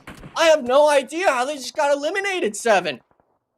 Milo got 2. And then on top of that, Alpha 7 somehow was able to find an angle there. What? This is why I told you, man, I love just Naya. Just absolute mayhem. Players hate it. I absolutely love it, as now Big Milo and Colgate were looking to get some shots there on Inco. And on top of that, we have this fight going on. Loops Esports, remember, NRG, a team that we were hoping that the circle will end up blessing them. Boy, it didn't end up blessing them. It kind of forced them to fight here on the wheat fields. And now Influence Rage, a team that I need them to pick it up. I know I said Sandhawk. I was lying, Diego. I need it right now. You need to be able to hit those shots and get those knocks, and that's exactly what he's going to be able to do. And on top of that, he's now going to have to worry about Loops Esports, because Loops Esports has 2 players left alive. Let's see what this next circle is going to be. And I'm telling you, just please keep just circling down. Yes, that's what I want right there. No. You're a madman, 7. Come on, give some mercy to Influence Rage. But the scary thing is for Loops, you know, they took that fight with NRG, but as soon as you see the zone shift, you got to just cut your losses. We're trying to just get a solo in here for placement. 3 eliminations for that squad, but Influence Rage, I'm liking their positioning. They chose not to get too over eager, going for that third party to pick up a few eliminations under their belt. Actually, excuse me, just 1. But man, I mean, that sort of death race that Jason Statham sort of caused by having to just send it in is not going to be it for some of these teams. And Influence Rage, it looks like they actually lost the player on the buildings 1 by 1, because we know definitely for sure now it's going to be ending on one of these buildings. How are you able to make the most of it? Yeah, it's pretty much clear one building and hope that the walls from the other buildings don't end up just magically shooting at you, because somebody's going to be just holding an angle. We saw it happen earlier between the fight of X Factor and Team Queso. Walls and people from different angles just started shooting at everybody. And for Influence Rich, I mean, at least they were able to make it within the circle. And as I said, that the Vicious says, no, 7. Stop it. I'll help you curse them. I'll end up knocking that player. Is going to be none other than Florizin. And Florizin is going to have a tough push there, because so many players are currently surrounding them. We're going to be switching it over here to Alpha 7 versus Latin Kings. And Latin Kings was able to knock one of their players. Can they end up picking up McGrellin, as Alpha 7 cannot afford to lose any of their players here in this situation? There you go. Alpha 7 switching it up a notch, looking for those players from Latin Kings. Revo being aggressive and hitting those shots, and that's all in row. Alpha 7 being able to stop Latin Kings from causing any harm. They're going to be able to pick up that player. Yeah, made light work of Latin Kings, not losing a single member as a squad. And this is big for these city finishes. You want to have all 4 players alive, and especially if you're having Revo hitting that one-on-one angle on the outside wall. If he's feeling it like that with the shotgun, man, I mean, 6 eliminations as a team, that's definitely a squad you're going to be worried about if you realize where they're at on the map. But with it being stage 5, we're going to see a few more zone shifts. One thing I do like to see, hopefully David can get picked up, is the Vicious actually getting a little bit aggressive on Influence Rage, realizing it's just the solo left here, maybe trying to clear out. And they have a bit of a spread. We could see it on the map there in the top right, 7, a little bit kind of fanned out, trying to get the most of the eliminations. But the problem is there's no one in the field left. This whole south side that I was kind of envisioning, yeah, you could farm people driving in. They've already made it into the city. Everyone's just a matter of how you can clear out these buildings now. And yeah, you talk about those sight lines, the windows. I mean, you might as well just start prowling at this point. Yeah, I think they were hoping some people would take the safe bet and not just fully send it in like we saw Loops, like we saw Influence Rage, but they did. They wanted to find a way inside of this just Naya. By the way, we're talking about 2 games, 3 games for Alpha 7, 4 games for Alpha 7 to hit 1,000 points. What if I told you they could possibly end up doing it this round? If they end up getting 16 eliminations, and on top of that, actually not even, if they end up getting 14 eliminations and on top of that a win, they could end up just hitting that perfect mark of 1,000 points. And with the way that they're playing right now, I think you might end up being right, Enigma. We have Fury Esports right now looking to fight Inco Gaming. Inco Gaming being able to knock one of the players. Arturas and more nades is going to be coming in there from Juancho, getting those knocks, and is now going to be 2 knocked there from Furious. They're going to have to back off a little bit more and hope that Inco Gaming just forgets about them, but that's not going to be the case. Inco wants to make sure X Factor doesn't get any closer to them in the PMGC points. Yeah, it's all about these confirmations. You want to make sure not just for those PMGC points, but just in general, you're able to get the thirst, but Nenabete getting caught out. Kowalski hitting a beautiful nade out, but it's down to just him almost getting blown up in the vehicle. But Inco Gaming 7, they were down as a 3-man taking this fight, but the nade usage, they all were stacked first floor, timing their nades together, finding these knocks on the Fury. And look at this, Fury had to rotate away. Inco Gaming able to hold this, and obviously we see Alpha 7 now maybe being a team that Inco has to worry about later. But if they were to turn their sights, Inco Gaming, towards Loops, that's just a solo. Some of these teams took so many losses that they're trying to just play for the placement here. Talk about losses. Poppy Sour, his team was able to help Twisted Minds get 2 players eliminated earlier, and they're looking to just make it a little bit harder here for Alpha 7, as well as Poppy Sour currently has them on their side. And this team, man, they're just trying to surprise people right now. They're trying to put up a good show for their fan base. Alpha 7 looking to be that aggressive team, looking to be the first place team to ever close the 1,000 point mark at a PMSL Americas. It didn't happen in spring. It's definitely gonna end up happening here in the fall. IG, a lot of utility use here, and that's something that might end up hurting them, as Alpha 7 now looking for this split. Look at the split that Alpha 7 is doing, a 2-2 split. They're gonna be able to just keep an eye on what Loops Esports is doing. On top of that, Inco, and they're just gonna slow it down. I mean, they're currently within the circle. They don't have to really push anything if it's not needed. Yeah, this is the difference between Alpha 7 and maybe Intense Game. Alpha 7 immediately looking for more ground to take, but if you're not paying attention, Revo getting caught in the back by the Intense Gaming member. Looks like actually Intense Game just really flipped the switch today, finding knocks here and there, or wherever the case may be in Yasnaya. It's like Team Liquid as well finding it. But the key thing here, though, I still want to make note of, 7, is some of these teams are choosing kind of just to wait to see how the zone plays out, while others are starting to make their moves. And AGG, they were on this eastern side. They had to take their fights with, I believe, VIP, and now they're starting to take the initiative. But, man, it's all over the place, 7. Inco Gaming, they're trying to push Alpha 7, but they're taking casualties. I think Alpha 7 tried to do a little bit too much right there with that 2-2 split. Rebel's going to be knocked. McGrillen's going to be knocked as well.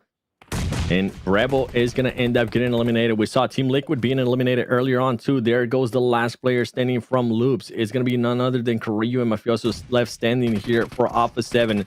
We've seen those 2 players clutch up, but let's see what the Circle is going to be doing, because the Circle has been quite unorthodox today with some of the circles that has been given as the Vicious. I mean, the Vicious right now, they're going to be looking good, and they are going to be getting the Circle as well. And all those teams to the east were wondering what they were doing, what they will end up doing. Well, guess what? They're going to have to end up fighting, and that's exactly what VIP and AGG are looking to do right now. Push the fight, because they'll have to make sure they find a way inside this next circle.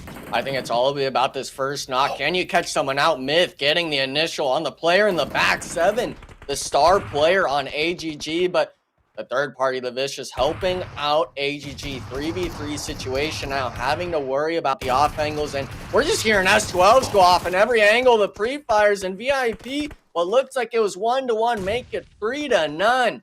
Winning the fight, but now you got to worry about, can you get into the next zone? The Vicious have had this spread all game on these apartment buildings. Can you break? Can you find yourself into this next zone? Because we're still talking 6 teams remaining. If you go out, you're only picking up a few placement points, 7. You're wanting more out of this game. And for the Vicious, there you go. Alpha 7 ends up getting eliminated by Inco. Inco being able to secure some more points. And the Vicious, we're talking about this spread here in the buildings that they have in those apartments. and they're having to keep track of everybody, not only just VIP. On top of that, they were keeping track of what IG was doing. I do enjoy that Inco is putting up a good performance here. They heard us talking about them. They say, you know what, Inco, with the way you've been playing, you don't deserve it. And they ended up shutting us out by making sure Alpha 7 ended up getting eliminated. And now it's back-to-back good games here for Inco Gaming so far. 11 eliminations for this team.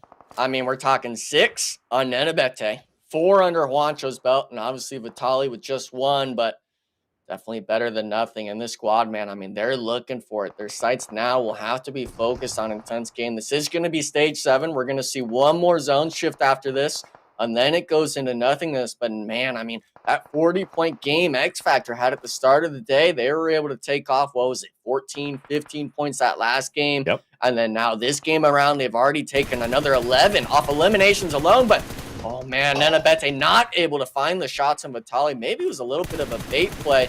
Having to get the trade, he gets him 1. But Inco Gaming struggling now to get the return knock, trying to find the shots. Luckily, I think they will be able to get the reset. But as a 3-man, you have to be careful. You have to wonder if you're going to be the team that gets aggressed on intense game. They're one of the 4-man squads left in the lobby 7. You got to be worried about this. And yeah, with the zone shift, you might have to just cut your losses on Vitali. Go for the duo in this zone. I think that's exactly what they're going to be doing. And I love what Nenebete was doing there. Just a full-on aggression, helping out his team, calling out stuff as well, I'm pretty sure. If he saw anybody, he was just sitting in. And Juancho with the massive nade. Wouldn't get a chance to see it, but I saw an elimination feed. I think that's what you were saying, too. Because 2 players from IG end up getting eliminated, at least knocked, with the nade that he was able to put up. Now VIP starting to make the push. Poppy Sour being able to find somebody there from IG.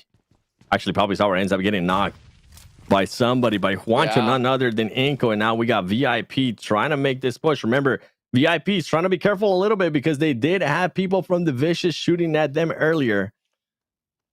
As we get closer and closer here, and guess what? There's still 1 player left alive, Enigma, from Twisted Minds, and it's none other than Rata Boy. Yeah, I mean, all this aggression, I can't blame VIP for just wrapping around, just really kind of saving Inco Gaming in my eyes of getting wiped by Intense Game. Even though they lost a player, they're still a duo. Intense Game are the ones with just a solo now, and VIP, yeah, they took a loss on the rotation from the Vicious. All these teams, they're making great plays, but they're still losing players. And if you're a Vicious fan, if you're the team that wants to move back up, this is your game to do it. Already 7 to their name, and yeah, it's going to be a matter if you're going to be walking on landmines. Barely misses the nade. M2M getting caught out, thinking he'd be fine, but Intense Game, there we go. They're going to be eliminated in 5th place.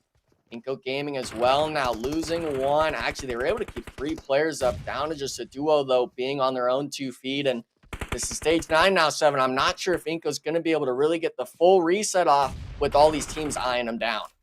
Yeah, it's going to be a tough one, especially the Vicious. It's just going to start raining down grenades as they started doing it already. VIP, there you go. They're going to start getting caught there as well by the Vicious. Meanwhile, there's just 1 player left from VIP, none other than Cunha. He has 4 eliminations to his name, but Juancho's currently up to 7 illims, and he's not satisfied with that. He wants more. He tries to get that jump shot. He's not going to be able to hit it, but luckily for him, oh no, this is what I was worried about. Just the Vicious has way too much control at the moment, and somehow Rata Boy is going to end up surviving and securing at least a 2nd place for his squad. Can he back it up with any more illims? It is going to be tough as more Molotovs are going to start coming down on him.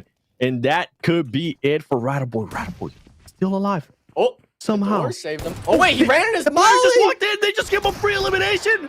Oh, my goodness. Rata Boy was looking to make a highlight there at the... But the Vicious, just too many men, too much manpower, and on top of that, they had every single possible angle on whatever team was left alive. Yeah, the big key takeaway is just that spread they were able to hold all the way up until that stage 7, even stage 8, and having 4 players up, the city finishes really just worth its weight in gold when you see every single player left standing. That's why, Taylor, you know, they were able to rack up so many points, especially on their bonus points day. It's incredible. I'm really impressed with the Vicious. They finally step it up. They were non-existent in map 1 and map 2, but map 3, They finally get to work and maybe can break onto the front page, right? It's been a little bit since they've been there, so I would love to see them be back on the front page and finally make a decent run over the next 3 maps for the top 7. But what a game it was. Just to highlight Inko here, I don't feel like we've talked about Inko enough, you know, 7, at least in a positive manner. A lot of our discussion around Inko is very negative because they just haven't performed well when it comes to the fall season. But today, they've been on a different level. This Inko could really, really be impressive at PMGC if they could just stay at this consistent level. Yeah, I feel like I was being trolled, especially with what I'm seeing right now out of this team. This is the performances that we've been expecting, not only just from like Juancho, right?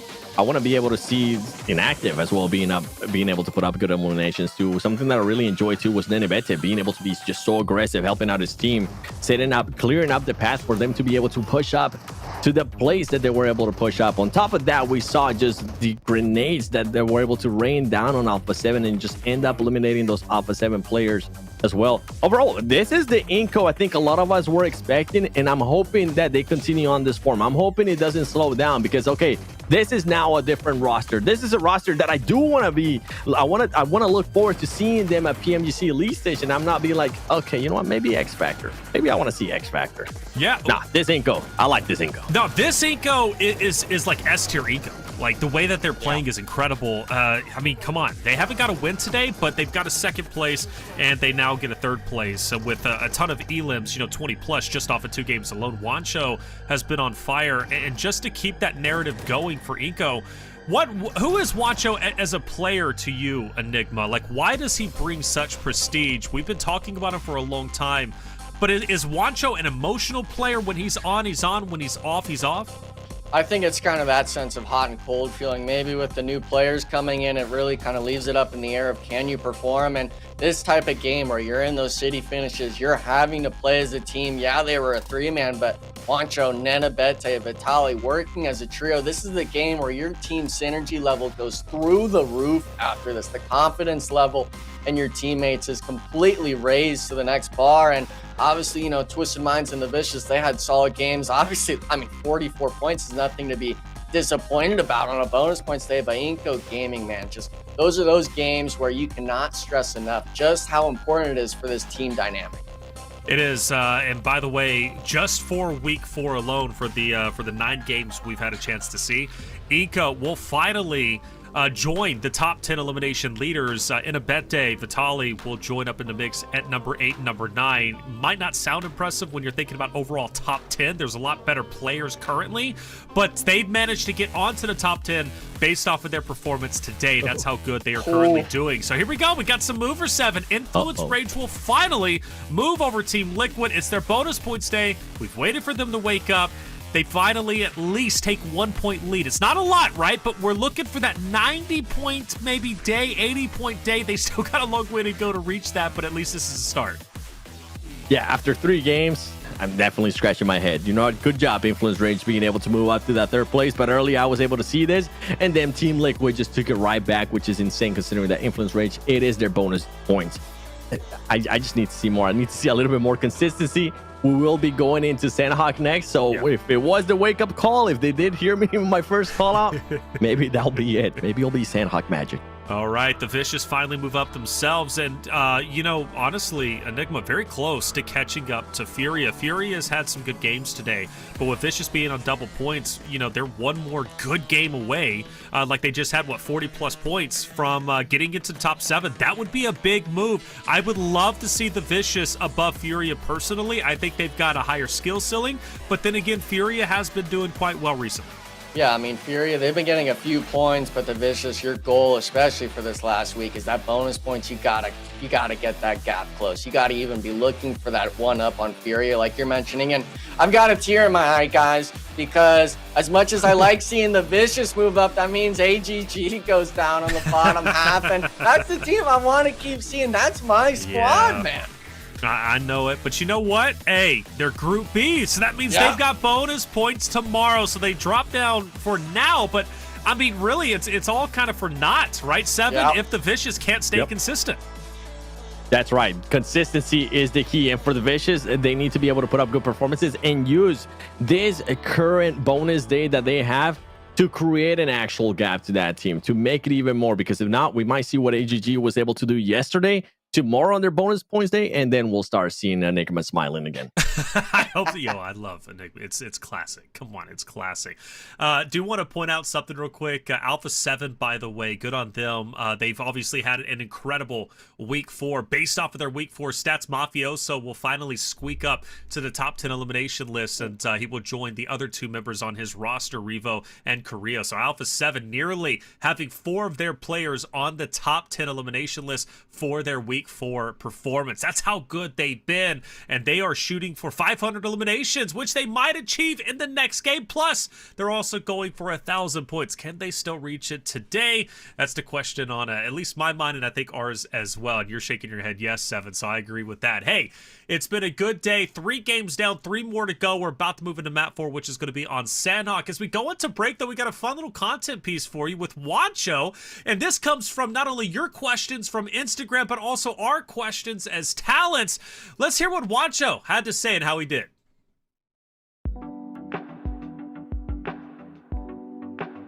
We're here with Juancho from Inco Gaming for a Q&A. When are you going to stop throwing and start Juanchoing?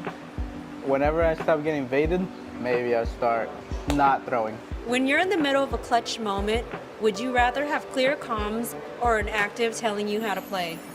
Clear comms, unless somebody that's dead calls out the kill feed, and that's it. What are your thoughts on glider rotations in competitive play? Do you think more teams should incorporate this strategy?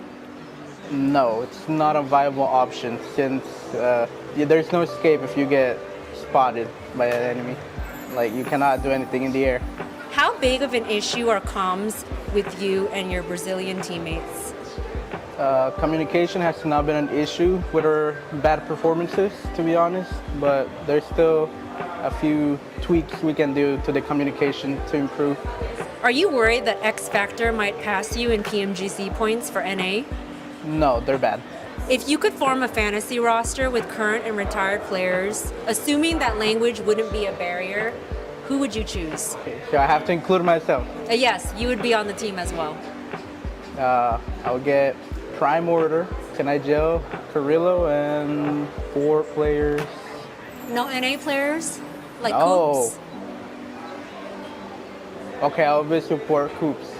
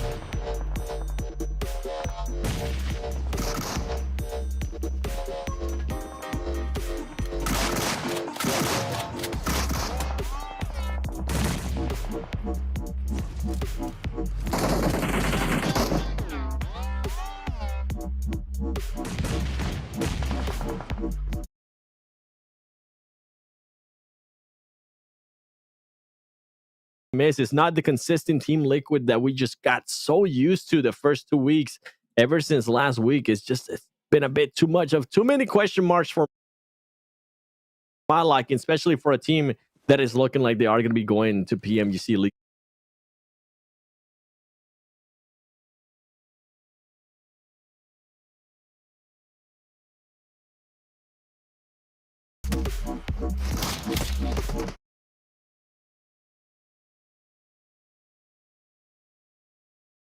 You want to make sure you're up there maybe 10 or 15 points faster because, yeah, you're fighting for second, but if you even wanted to look your eyes up at first place, I mean, you're going to have to play consistent throughout all the remaining days. And yeah, you know, we bring up that 120 number 7 of how many total games we've played. We've already played, I want to say after this match, it's going to be 113 or something total games played. So these squads, they've already burned through, or excuse me, 97 games. No, these squads have already burned through so many of their matches that we're at the end. You're running out of room for you to be able to move freely. And this is where you start seeing that mental game you and I like to talk about and see so much with some of these maybe more inexperienced squads is how do you perform when you're under the pressure and you realize you have such a limited amount of games left to play. Yeah, and for this top 5 teams, I mean, even at the beginning of the day, we're talking about Influence Rage, right? Being their last bonus point day. I was especially wondering, okay, what would be something reasonable for this team to achieve? And I said, hey, I think 80 points because I wanted them to finish around the 90-point mark. Yeah. Right now, 900-point mark. Right now, I mean, they're looking good. They were already able to hit that 900-point mark. They were already able to put up a good performance, at least for my liking. But I kind of want them to put the cherry on top for the end of the day, and I want them to be able to get more points because of what you mentioned. It is their bonus point day. Not only do I just want to see 1 point, I want to see, if I'm being honest, I want to see up to 30. And I know I'm being greedy, but I have seen it today. So at least we gotten really close to it today. So you know what? Just please, just put that cherry on top for me, Influence Rage. What has it been? 3 games that have been 40 plus. What was it? 40, 44, and another 44-point game from 3 of the bonus squads. Yeah. So just, you know, putting points up like that's always a great feeling. But I feel like those squads, even after getting those games, obviously X Factor comes back to mind. They have such a pop-up performance and they're kind of quiet the rest of the day. Some of these other teams, obviously, when we discuss, you know, the idea of the lobby improving and stuff like that, since Inco Gaming and Intense Game were performing so well today, that means these other squads have less points for them to grab. And unfortunately, for those squads near the top in the consistency, you don't want these lower teams performing because that means, Seven, that you lose the opportunity for your points. Maybe it's you getting wiped from them. And if you're really gunning for those PMGC slots at top 5, 6, 7, whatever number it is by the end of the week here, you're wanting to make sure every game is under your control. Yeah, and I think one of those teams that I think after the second half, after that Sandhawk, I got to go back to it, Influence Rage. Once they go back and check their performances today, they're going to be scratching their heads a little bit. They started off the day with 822 points. Now they're currently up to 80. That's a 70-point day so far with their bonus points, and that's already like really good, especially if they're able to get even more here. It's gonna be even better, right? So what could have been for this team if they would have just been on the full day? I think we would have been talking somewhere along the lines of possible new records for bonus points day, which is just insane. But hey, for right now, I wonder if you've ever been in this situation, Enigma. You know, let's ask some questions. Okay. I love being able to talk to you and put you in scenarios, man. Shoot it at me. I got to watch you play so much. I get a chance to talk to you. I just want to take my time with you. All right, bro? That's fine. For these squads, right, that are already in the top 5, they're kind of able to look at the leaderboard. They're able to be like, all right, you know what? We have a certain gap ups. If certain teams are trying to catch us, at what point does this even happen? At what point do players kind of be like, okay, you know what? We're happy with where we're currently are at since we're already going to be qualifying to PMGC. Or are you still wanting to push up even more and get more of that prize pool? I think if you're in that reach of maybe getting a few extra grand on your belt, a little bit more of the cut of that 220,000, I think you look for that placement. But obviously, if we're looking at maybe Team Queso, you're not going to be shooting for first place anymore. 200 points with 3 days essentially remaining after today's match, this final match. It's really not that doable. I'm sorry to say it to them, but these other squads, you know, if you're obviously the likes of Furia, you got to look forward and backwards. You want to make sure you can stay up with Team Queso without the Vicious passing you. A lot of these squads, you know, it's going to be that pill they're going to have to swallow at the end of the day of, okay, what is a realistic placement for us to finish at the end of this tournament? And obviously everyone's shooting for that top 7 in this event, but obviously we've already discounted a lot of those bottom 8 teams. They're out of the running for it. It's just going to be PMGC points, but this top 7, man, it's so stressful for these teams, especially if it's something close in PMGC points like Alpha 7 versus Team Liquid. They're going to be able to be that that Brazil representative for the squad. Some of these other teams, though, They got to put in the work. So we're seeing a lot of faults in their movements, especially in this last day. And like you said, you've watched a lot of gameplay from me. You've been around PUBG Mobile 7 since the very beginning. And you say it every single time and time again. Some of these players don't understand it yet somehow, but you got to be able to put the work in here for you to be able to show up in that global event.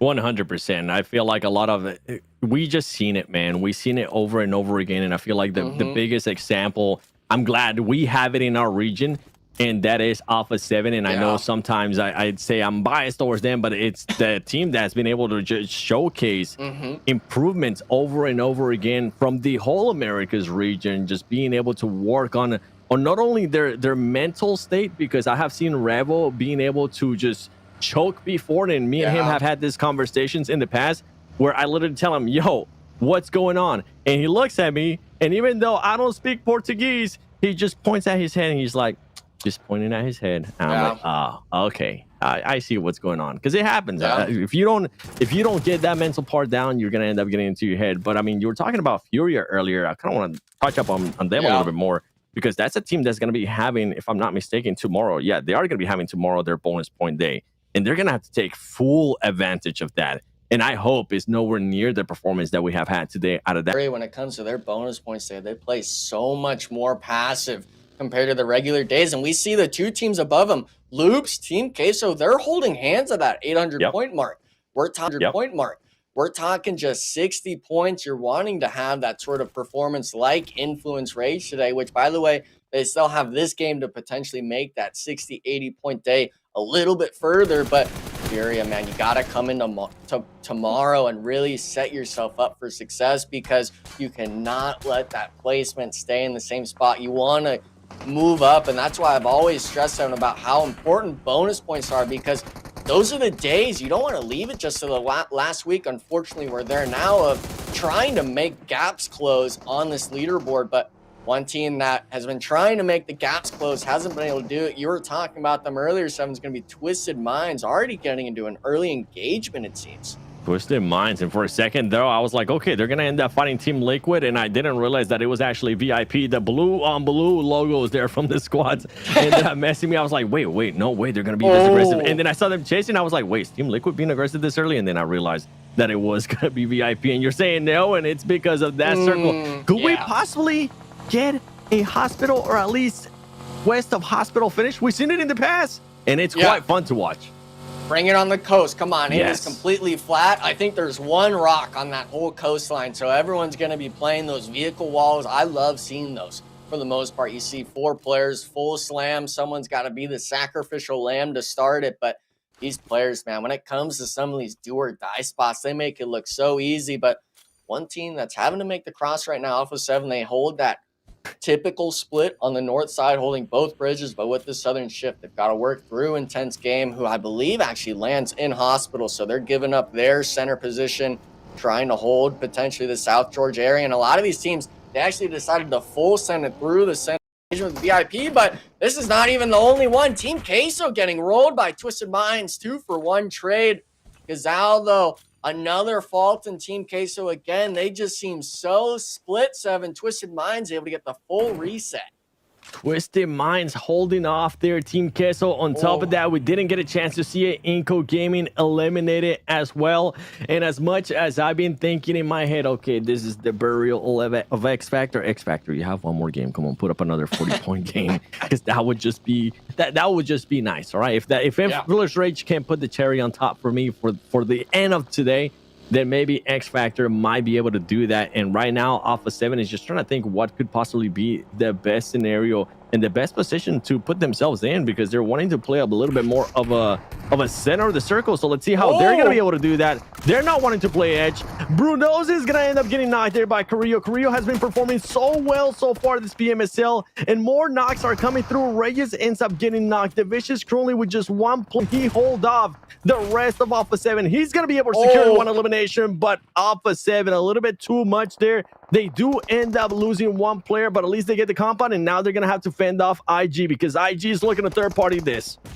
Yeah, but IG, they're pretty split. They're taking some damage on the nade pull-ups. Alpha 7 didn't have to reset anyone with someone getting thirsted, and this is what happens. They're already prepared for the slam intense game, even though it's a 4v3. They're starting to drop like flies, trying to pressure McGrellin, but Poppy Sour can't find the shots just yet. Seems like Revo was found out in the other building, and now it's the one-on-one, both Alpha 7 players trying to support each other. And they actually flushed out McGrellin, so just a solo left here, but here the gas can go off. The Molly popping 7. There's still one player causing havoc in the compound, and we can see it on that map up there. Other teams are starting to eye this compound as well, so this might not even be a clean wipe for intense game. Yeah, it's definitely not going to end up looking like that. We have seen this happen before. We've seen Carrillo being able to clutch up in situations like this. The question is, do you believe, Enigma? Do you think he can clutch this up? Because, boy, it's going to be a tough ask.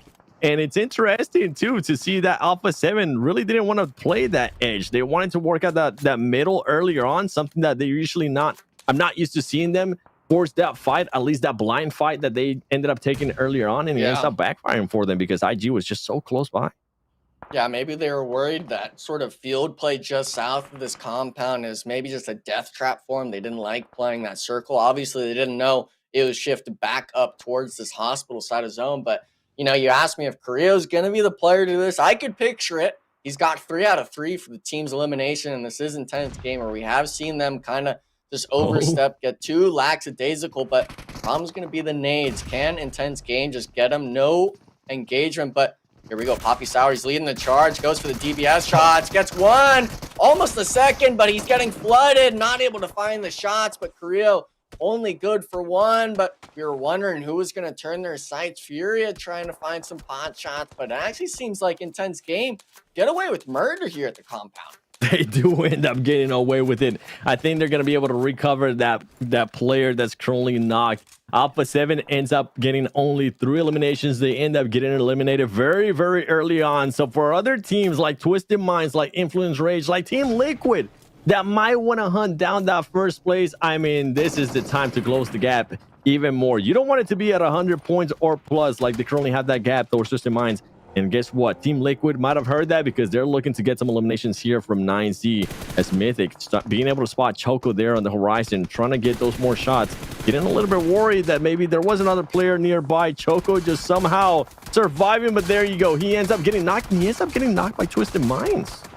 Yeah, earlier on, his teammate Aragod was knocked by X Factor of all teams. So just 4 squads really kind of just pinning you down. He tried to get that off angle, that little bit of a timing play, seeing if other teams on the hillside weren't focusing him, but that solo gets isolated out. Team Liquid just absolutely hunt him like a dog, just leave him out to dry in the building. And this is one of those teams, Team Liquid, they're on the edge here, 7, but they're making a lot of right moves right now. They've been listening to us saying, hey, we want to see you get this aggression going on the edge, really learn when to take your foot on the gas and when to maybe put on the brakes. And Mythic, I mean, man, just every shot is just a laser beam, finding him through the smoke. Santa Texas saying, no, it's only going to be 1 from you, but since there's 3 other players, 7, he's going to get spammed through the smoke, and it's only inevitable. 9Z will be the 13th team eliminated, and with this zone shift, Team Liquid, they're not out of the woods just yet, 7. They got to make their move in.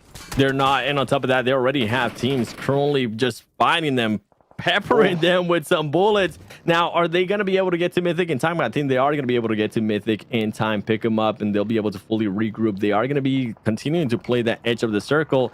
Going into the next circle, though, are they going to want to continue on to that or try to find a spot towards the middle? I'm really intrigued to see what that team ends up doing. As Twisted Minds right now, keeping an eye on not only what Team Liquid is going to be doing, but making sure that the player from Team Queso ended up rotating out and he's not going to gatekeep him. I'm looking at the map at the moment and I'm seeing just a full-on rotation from the west by NRG. I'm intrigued to see what that's going to happen for that team. But overall, man, this is just an opportunity. I always love seeing the first place team, even though it is Alpha 7. I love seeing the first place teams get knocked earlier on, because if it is a big gap like it currently is, it just gives such a massive opportunity for some of these teams to close on that gap. And come Sunday, make it even closer. I love me a nail biter.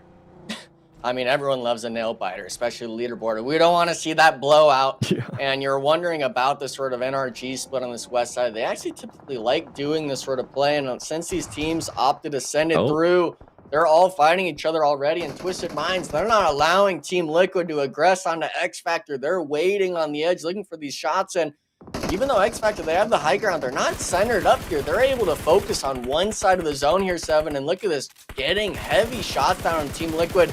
They do have one player knocked, but this is the do or die play for Team Liquid. Ayala has to find this knock, and while this is going on, it actually looks like X Factor losing FSS down with Baton as well. So X Factor struggling to gatekeep. This team finally gets it. Havlik, you had said it, Seven. This is the player that you want stepping up, and right now it is going to be just a 1v1 of all situations. Can he clutch it up?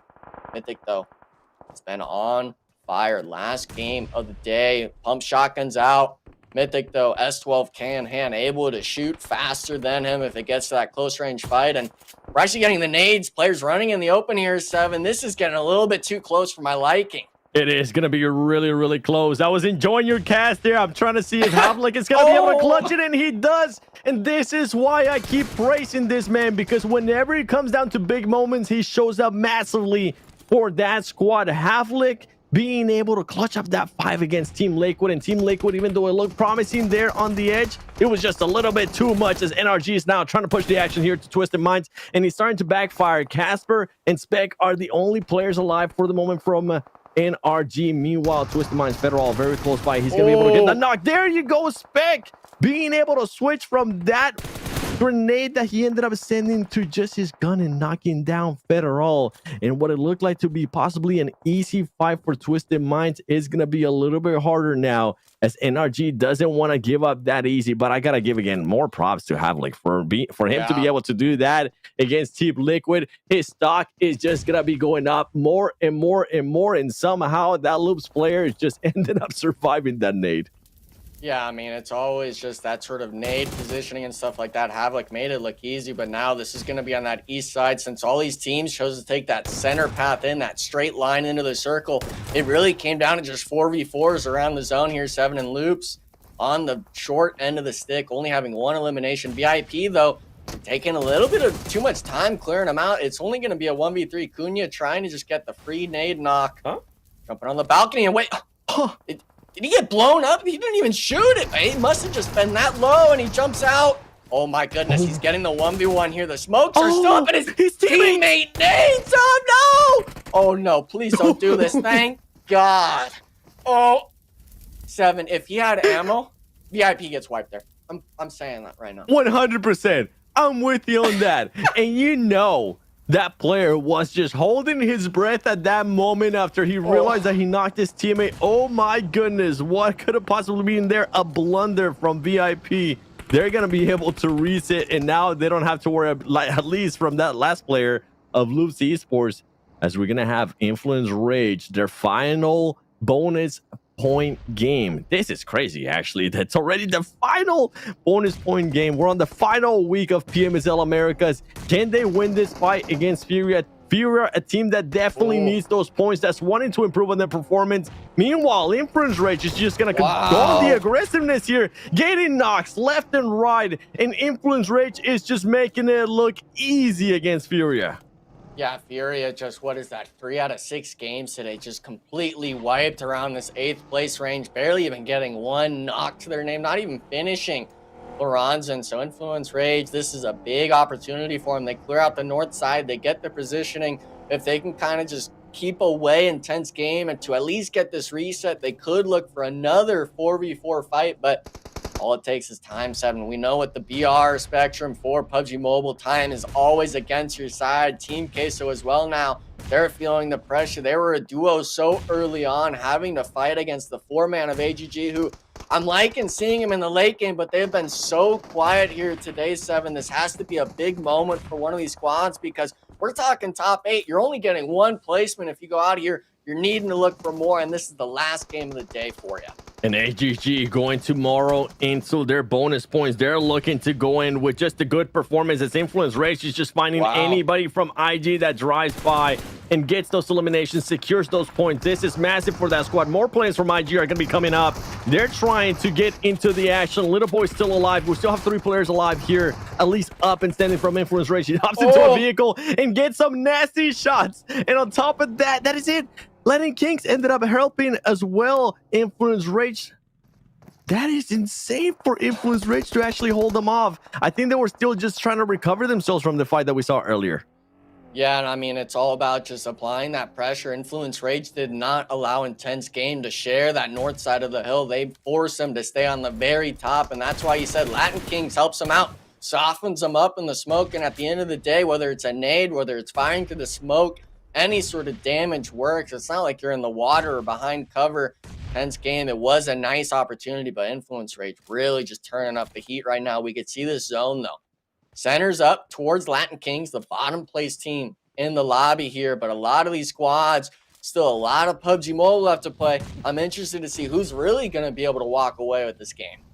Honestly, with the way the circle's currently working, you know what? I'm not going to say a name. I don't want to curse it. I don't want to jinx it. I'm going to be quiet. I'm just going to enjoy this that we've been seeing throughout the whole PMSL Americas. And that's right. It's NA versus NA because why not? Let's keep it going. And I feel like it's always these 2 teams. If it's not Inco versus X Factor, it's more than likely going to be NRG versus X Factor. And I think they heard me talking about them, Enigma, because they were like, okay, you know what? We'll listen to you, 7. We won't fight. Does that make you happy? Yes, it makes me happy. Thank you. Yeah, but the issue is can they stay here for while these players are able to stay on the edge? NRG might have sight lines of you. That's why they're popping these smokes so far down. And oh, please, Havoc, get out of the vehicle. You cannot get blown up. Don't pull a VIP. NRG, they made their send on the western side. They're actually, I don't even think they're in zone there on that little water tower in the field. So these players, they're making sends, maybe misreading just how close into zone those positions were. And look at the spec. Yeah, he realized that he's got to move in even further, but so many teams, man, having so many players left alive. VIP somehow having 7 eliminations here, 7 to their name, and they're looking to keep that counter going up. They're wanting to go up higher, even though they are currently 1 player down. They're going to spot a player there from NRG, currently rotate around, not going to be able to just find that sweet angle to knock him off. But X Factor, how is X Factor still alive? And not only is Latin Kings currently taking a fight as well with Influence Rage. Influence Rage pushing the fight to AGG, driving around, shotguns going around, vehicles almost getting ready to explode. Diego currently getting knocked as well. It's going to be Florizin and the rest of his squad. Law as well trying to finish him up. And there you go. That's it. AGG ends up getting eliminated. And hopefully Influence Rage is going to be able to pick up Diego. It's going to be a tough one though. I mean, they had so much fighting, all the vehicles, the ridge line was just over enough for them not to get third party, and that's why they all just started sending it through the smokes. Influence Rage somehow only losing the 1 player. I mean, oh man, even though they're on the edge, they've got some squads looking at them. I mean, 11 eliminations. This is their bonus points day 7. You question the first 3. They wanted to say, hey, the last 3 games of the day, they're going to be ours. They're looking to do that, and I'm all for it. All right, I'm all for it. I think these players, obviously I'm joking, but I think they're listening to us and what we're saying in regards to them, even though some of them might not speak English, especially in Influence Rage. But Influence Rage just turning up the heat, and it kind of it makes me wonder, Enigma, what an insane bonus day could have been for Influence Rage if this team was just on from the get-go. But let's see what this next circle is going to be. Who is it going to end up blessing? Because right now, Latin Kings, I mean, they have a compound and they're looking good. And on top of that, it is going to go a little bit closer to Influence Rage, who's going to force VIP to just push and find a way inside. And for right now, NRG, those last 2 players, hoping that nobody spots them. Yeah, I mean, the issue is going to be for NRG if Influence Rage is able to make the cross on the street for free, get the shots without NRG realizing it. But the main focus point is obviously going to be VIP. They're a trio. They got to send it in. I think their only plays to go into Latin Kings, but they've been 4-man. They've been sitting pretty here all game 7. And with it being sort of these other 2 squads like NRG, like Influence Rage, they're obviously going to be staring at the compound. This cross is not going to be an easy one. And we're seeing it start to commence. The smoke trail, that tunnel that a lot of professionals like to use. I'm not sure if the buggy's going to be that usable yet for them to play, but we're looking for the send. The zone's closing, 1:30 for them to work with, but you've got to make it to the building. M2M's got to bring it in, not picking up a teammate, at least making it solo to the compound, but he's actually trying to stall, but he's not looking for it just yet. Maybe baiting for his teammates, but this is a 4-man. You can't give it up to him. And yeah, I think you honestly got to look to share this compound. Don't even look for the fight. That's exactly what we're doing. And I wonder if he was just trying to bait the grenade. There you go. I think that's what he was afraid of, that the grenades were just going to start raining down. His two teammates tried to come closer, and they just end up getting absolutely knocked. Good push, though, there by VIP. Even though if they end up losing this, I really have to give some credit there to M2MV, because that was just a nice place. And for him to even be able to get to this point, gotta give you a small clap. All right, M2MV. Yeah. Now let's see if you can clutch it up, which is going to be super hard. I wonder if NRG is going to be looking to maybe get some off angles here, as now Latin Kings is just going for the full-on push. He's going to be able to get the revive just in time. Can he end up getting one of those knocks? At the moment, missing a lot of shots. Gonna be able to knock one. The other one's going to start pushing out, but it's just a little bit too much there from Latin Kings. And Latin Kings, this is what I was actually worried about. They decided to push on the action there to VIP, but they just opened the door, opened themselves up to a push from Influence Rage right now. Luckily for them, being able to defend it quite well and picking up the player that got knocked earlier from the fight with VIP.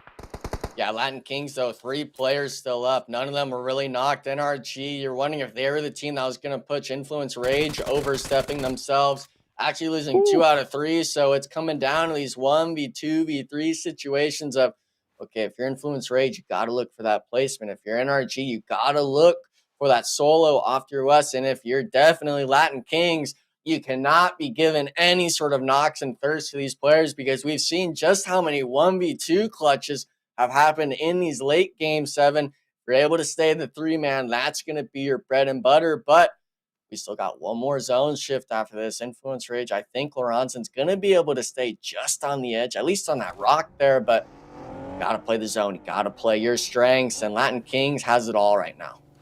And then on top of that, he's going to have to worry about just Casper. Yeah, he knows better. He's going to want to just get rid of that vehicle, maybe use a little bit of speed. And oh my goodness, what a filthy grenade there from Latin Kings, eliminating NRG. NRG ends up with the top 3 in 6 eliminations. And this is just looking like it's going to be a Latin Kings one-up team that's currently in last place, wanting to just save some face, give their fan base a little bit of hope for the future, and wanting to close out this win as Forazin is wanting to get even more eliminations, get even more points if possible for his squad. And here comes the push. Latin King's going to be sending it. He is going to be going out, though. He needs to be careful. More players are going to start pushing out. We've seen some clutches before. It's not going to be enough there from Influence Rage as they're able to secure a 2nd place finish, but it's all about Latin Kings Navy being able to come out on top and get that win. Yeah, Latin Kings being able to deal with that VIP push, pressure NRG to not be able to push across the road and make INF eat their ideas of pushing into the compound after the VIP wipe. So Latin Kings, you know, they're at the bottom of the leaderboard, but they're in this lobby for a reason, because even with them being near the bottom, they still have right plays from time to time. Hey, from time to time, right? And that's their 2nd winner chicken dinner. Intense Game had their moment. They could have joined the 2 club, but they're going to have to settle with 1. Good job, Navy SEALs, for getting that win. Huge for them and big for Influence Rage to finish the day strong. We set an expectation 7 at the start of the day for Influence Rage. The question is, did they meet it? They did. They did. They actually, honestly, they exceeded it, because throughout the day, especially the first 3 games, I kept changing the benchmark in my head. I was like, okay, it's not going to be 80 points. It's going to be 40 points. And then they were like, no. We're just waiting for Sandhawk. We heard what you were saying. And then they just turned it up a notch. But as I was just telling Enigma, it kind of leaves you wondering, what if, right? What if everything would have been going your way for that team? We would have been talking about possibly a record day in regards to bonus points for Influence Rage. Yeah, you know, and they're one of the rosters that could have very well caught up to Alpha 7 today if today would have went perfectly for them. Now the torch goes over to Twisted Minds on their bonus points day. Will they be able to catch up? We're going to have to wait a little bit before we can get to that point. But Twisted Minds, I think, is the best chance. Team Liquid is even further still down the leaderboard, and they haven't been performing all that well. So I don't know if anybody's truly going to be able to challenge Alpha 7 in first place. And that's even before, right, we get into the conversation of double points. But we start working our way through this match, and Influence Rage, we've saw a lot of great plays from them and some good moments, including some great reses. But this AGG fight was nutty, Enigma. Yeah, and I mean, unfortunately, it's just on AGG, of course, of all teams. I want them maybe to win that, but we also want to see the double points teams really be able to perform on their days. And I like the idea from Influence Rage. While VIP was making Latin Kings kind of, you know, be softened up a bit, they went for the push, but they only sent 2 players, and both of them got caught out by the solo ratting upstairs. Now, obviously, Moranzan, he was able to pick up those few extra placement points.